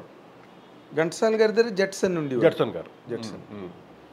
ఇది చాలా పెద్ద సీనియర్ మోస్ట్ అంజయ్ గారు అంటారు ఆయన తబలిస్ట్. ఓకే. అంజయ్ గారు కొడుకే అనమాట చక్రధర్రావు గారు. చక్రధర్రావు. ఓకే. వాళ్ళు కృష్ణా చక్ర ఒకే సినిమా చేశారండి. అదే వియ్యాల వరకు అయ్యాలి, కళ్ళు లేవు. అది అదొకటి, వియ్యాల వరకు అయ్యాలి ఒకటి. వియ్యాల వరకు రెండు చేసి. అంటే చక్రవర్తి గారు ఎక్కువ ఫ్యాక్టరీ వర్క్ లా జరిగేది. చక్రవర్తి గారు చెప్పి ఇప్పించారు 2 సినిమాలు వాళ్ళకి. తర్వాత బిజీ అయిపోతే ఆయనకి ఇబ్బంది అయిపోతుంది కదా, మరి మళ్ళీ అంత వర్క్ చేసి అన్ని సినిమాలు ఒప్పేసుకుంటాడు ఆయన మమ్మల్ని. అంటే కృష్ణ చక్ర, రాజ్కోటి మేము చేయాలి. ఏడాదికి 80 సినిమాలు 90 సినిమాలు 40+ చేశారు సినిమా చక్రవర్తి గారు. అది అంతా 40+ చేయడం చాలా కష్టం. 48 సినిమాలు, సారీ 48 సార్ ఒక సంవత్సరంలో, క్యాలెండర్ ఇయర్లో. అమ్మ ఎన్ని, అదొక ఎరా, గ్రేట్ ఎరా. మళ్ళీ అలాంటి ఎరాస్ మరి సినిమా ఇండస్ట్రీ మరి చూడదు సార్. అది మేము చూసాము, మీరు చూసారు, మేము చూసాము. ఇంకెవరికి లేదు, ఇంకెవరికి అవకాశం రాదు, ఎవరు రాదు లేదు. అసలు ఆ లైవ్ ఆర్కెస్ట్రా, ఆ లైవ్ రికార్డింగ్స్ అవన్నీ చూసే యోగం, భాగ్యం ఎవరికి లేదు. అటువంటి లైవ్ చూసి గోల్డెన్ ఎరా చూసి వచ్చిన. అవును, అర్థమైందా? అవును సార్. అది that's what I want to teach them. ఇప్పుడు కొత్త జనరేషన్స్కి ఒక కంపోజర్స్, సింగర్స్ వచ్చిన వాళ్ళకంతా ఈ టెక్నిక్స్ నేర్పిద్దామని. సో పాత అని అనుకోకుండా, this is the way you వెళ్తే, ఇలాగ వెళ్తే ఈ రూట్స్ చాలా బాగుంటుంది. మేము వచ్చిన రూట్స్ అది. నా రూట్స్ అందరికి చెప్పాలి కదా, నేను జనరేషన్స్ తెలియాలి కదా, వాళ్ళు కూడా ఎదగాలంటే. అవునండి. ఇక్కడ ఇందులో యాటిట్యూడ్స్ దగ్గర నుండి how to practise, how to do సాధన, ఇవన్నీ మనం అంటే తయారు చేద్దామని నాకు అదొక ఆలోచన. ఇది డెఫినెట్గా. అంటే మీరు దానికి ఒక you have to establish an institution. ఎందుకు ఇప్పుడు చెప్తున్నాగా మీకు, చెప్తే రీచ్ అవుద్ది అది. ఓకే. డెఫినెట్లీ ఏమైనా వస్తే మటుకు I want to teach them. మరి మా ఐ డ్రీమ్ ద్వారా చేయకూడదా? ఎలా? We will create a platform for you. Okay.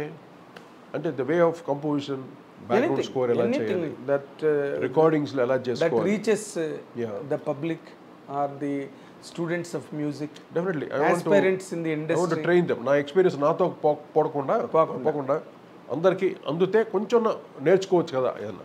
అదే మీ కాంట్రిబ్యూషన్ కాంట్రిబ్యూషన్ ఊరికే మీరు ఫ్రీగా ఓకే మీరు ఎప్పుడు ఫ్రీగా లేరు ఇప్పుడు నా దగ్గర ఇప్పుడు చిన్న వాళ్ళని పెట్టుకుని నేను వర్క్ చేస్తాను. ఎందుకంటే సీనియర్ కీబోర్డ్ ప్లేయర్ అంతా పెట్టుకోండి నేను. చిన్న వాళ్ళతో వర్క్ చేస్తే వాళ్ళని తయారు చేస్తుంటా. ఇప్పుడు నా దగ్గర ఇప్పుడు త్రినాథన్ ఒక కుర్రాడు, చాలా ఎంఏజెస్ కుర్రాడు, ఇప్పుడు వాడు ఆల్మోస్ట్ తయారైపోయాడు.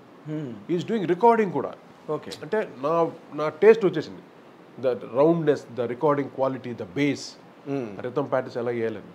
అలాగే నాతో పాటు తేజాంజలి ఒక అమ్మాయి, తను she writes lyrics, she sings, she composes. 3 talent ఉన్నాయి అమ్మాయి దగ్గర. వీళ్ళిద్దరు నాకు శిష్యులు. ఇప్పుడు 1.5 yearగా మేము వర్క్ చేస్తున్నాం. I'm doing albums.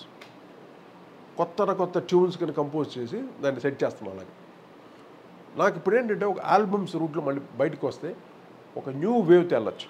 ఇప్పుడు సినిమా అనేసరికి సినిమా మీడియా అది వేరు సాంగ్స్. ఆల్బమ్ అనేసరికి కొంచెం మన ఓన్గా ఒక న్యూ ప్యాటర్న్ ఏదైనా అనుకుని మనం చేయొచ్చు. అంటే లిబర్టీ చేయాలి. ఎగ్జాక్ట్లీ.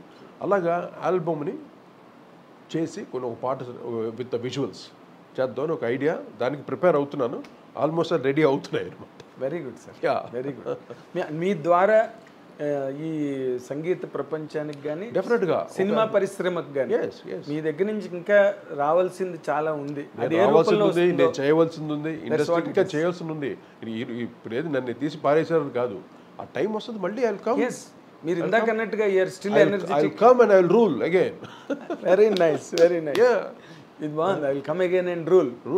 అంతే. అది మీకు చిరంజీవి గారే ఇన్స్పిరేషన్. అంతే. ఆయన ఇప్పటి చూడు, ఇప్పుడే కష్టపడుతున్నాడు చూసా. చాలా. ఎవ్వరికి లేదా అంత.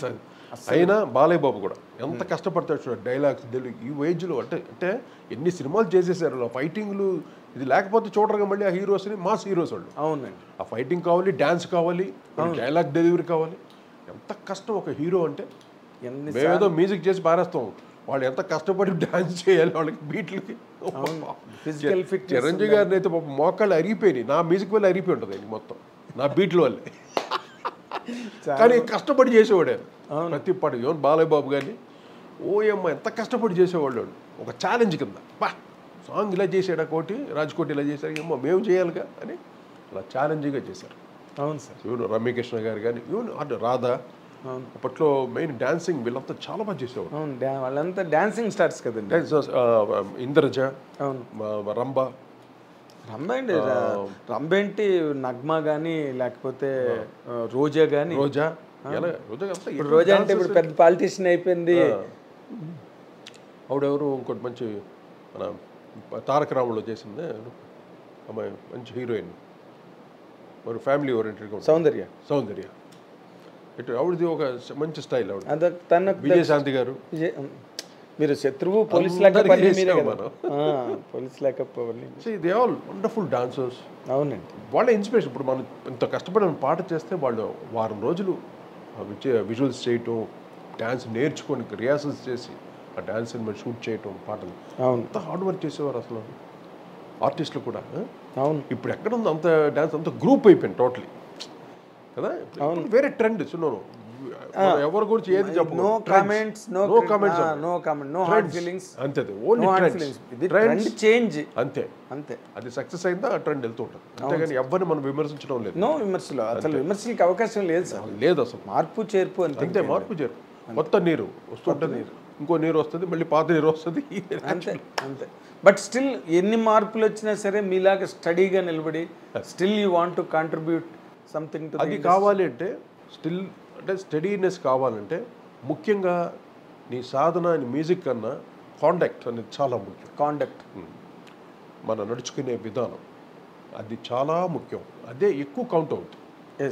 నీలో ఎంత టాలెంట్ ఉండొచ్చు, ఎంత గొప్పవాడని అవ్వచ్చు, నువ్వు పెద్ద నువ్వు పాట చేస్తే సూపర్ హిట్ అయిపోవచ్చు, సినిమాకి మంచి పేరు రావచ్చు. కానీ నీ యాటిట్యూడ్ మటుకు ఎప్పుడు జాగ్రత్తగా, ఎంత ఎదిగినా ఒదిగి ఉండటమే సక్సెస్కి కారణం ఇండస్ట్రీలో. ముఖ్యంగా అక్కడ మట్టుకు మనం విరవీగం అనుకో, గల్లంత్ అయిపోతుంది. అది కొంతమంది పిల్లలు తెలియట్లేదు. సక్సెస్ని చాలా జాగ్రత్తగా హ్యాండిల్ చేయాలి. కొంతమందికి తెలియదు. నేను ఎన్ని సక్సెస్ చూశాను, కానీ జాగ్రత్తగా హ్యాండిల్ చేసేవాళ్ళు. నాకు ఒకసారి కోపం వచ్చేస్తుంటుంది, వచ్చినా కూడా చాలా కంట్రోల్ చేసుకో తప్పదు కొన్ని కదా. లూజ్ వర్డ్స్ చేయకూడదు. ఇప్పుడు సూపర్ హిట్ అవ్వచ్చు, మ్యూజికల్ హిట్ అవ్వచ్చు, నా వల్లే సినిమా హిట్, ఇక నా పాటలు హిట్ అంటే నేను ఫట్ ఇక్కడ. ఇవన్నీ ఉండకూడదు. సో ఎప్పుడు ఎంత జాగ్రత్తగా మనం మాట్లాడుతాము.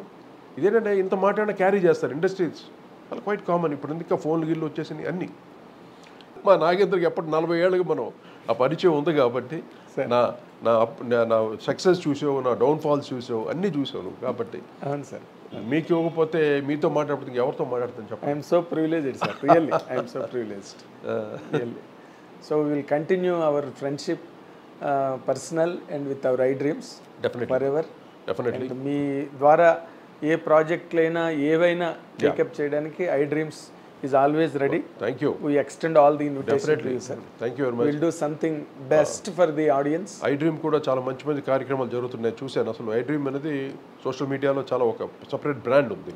iDreamకి మంచి బ్రాండింగ్ ఉంది. So I very much happy iDreamకి ఇంటర్వ్యూ చేయటం, అది మా నాగేంద్ర కుమార్ గారితో. I'm so happy.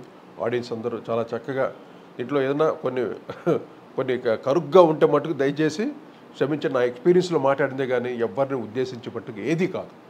దయచేసి I'm so happy Nagendra. Once again thank you iDreams. I love you all. God bless you. Thank you. Thank you very much కోటి గారు for the long interview. And this is what is experiences, opinions, అనుభవాలు, అభిప్రాయాలు, జ్ఞాపకాలు, అనుభూతులతో కూడిన ఇంటర్వ్యూని మీరు కూడా బాగా enjoy చేస్తారని ఎక్స్పెక్ట్ చేస్తూ మీ నాగేంద్ర కుమార్.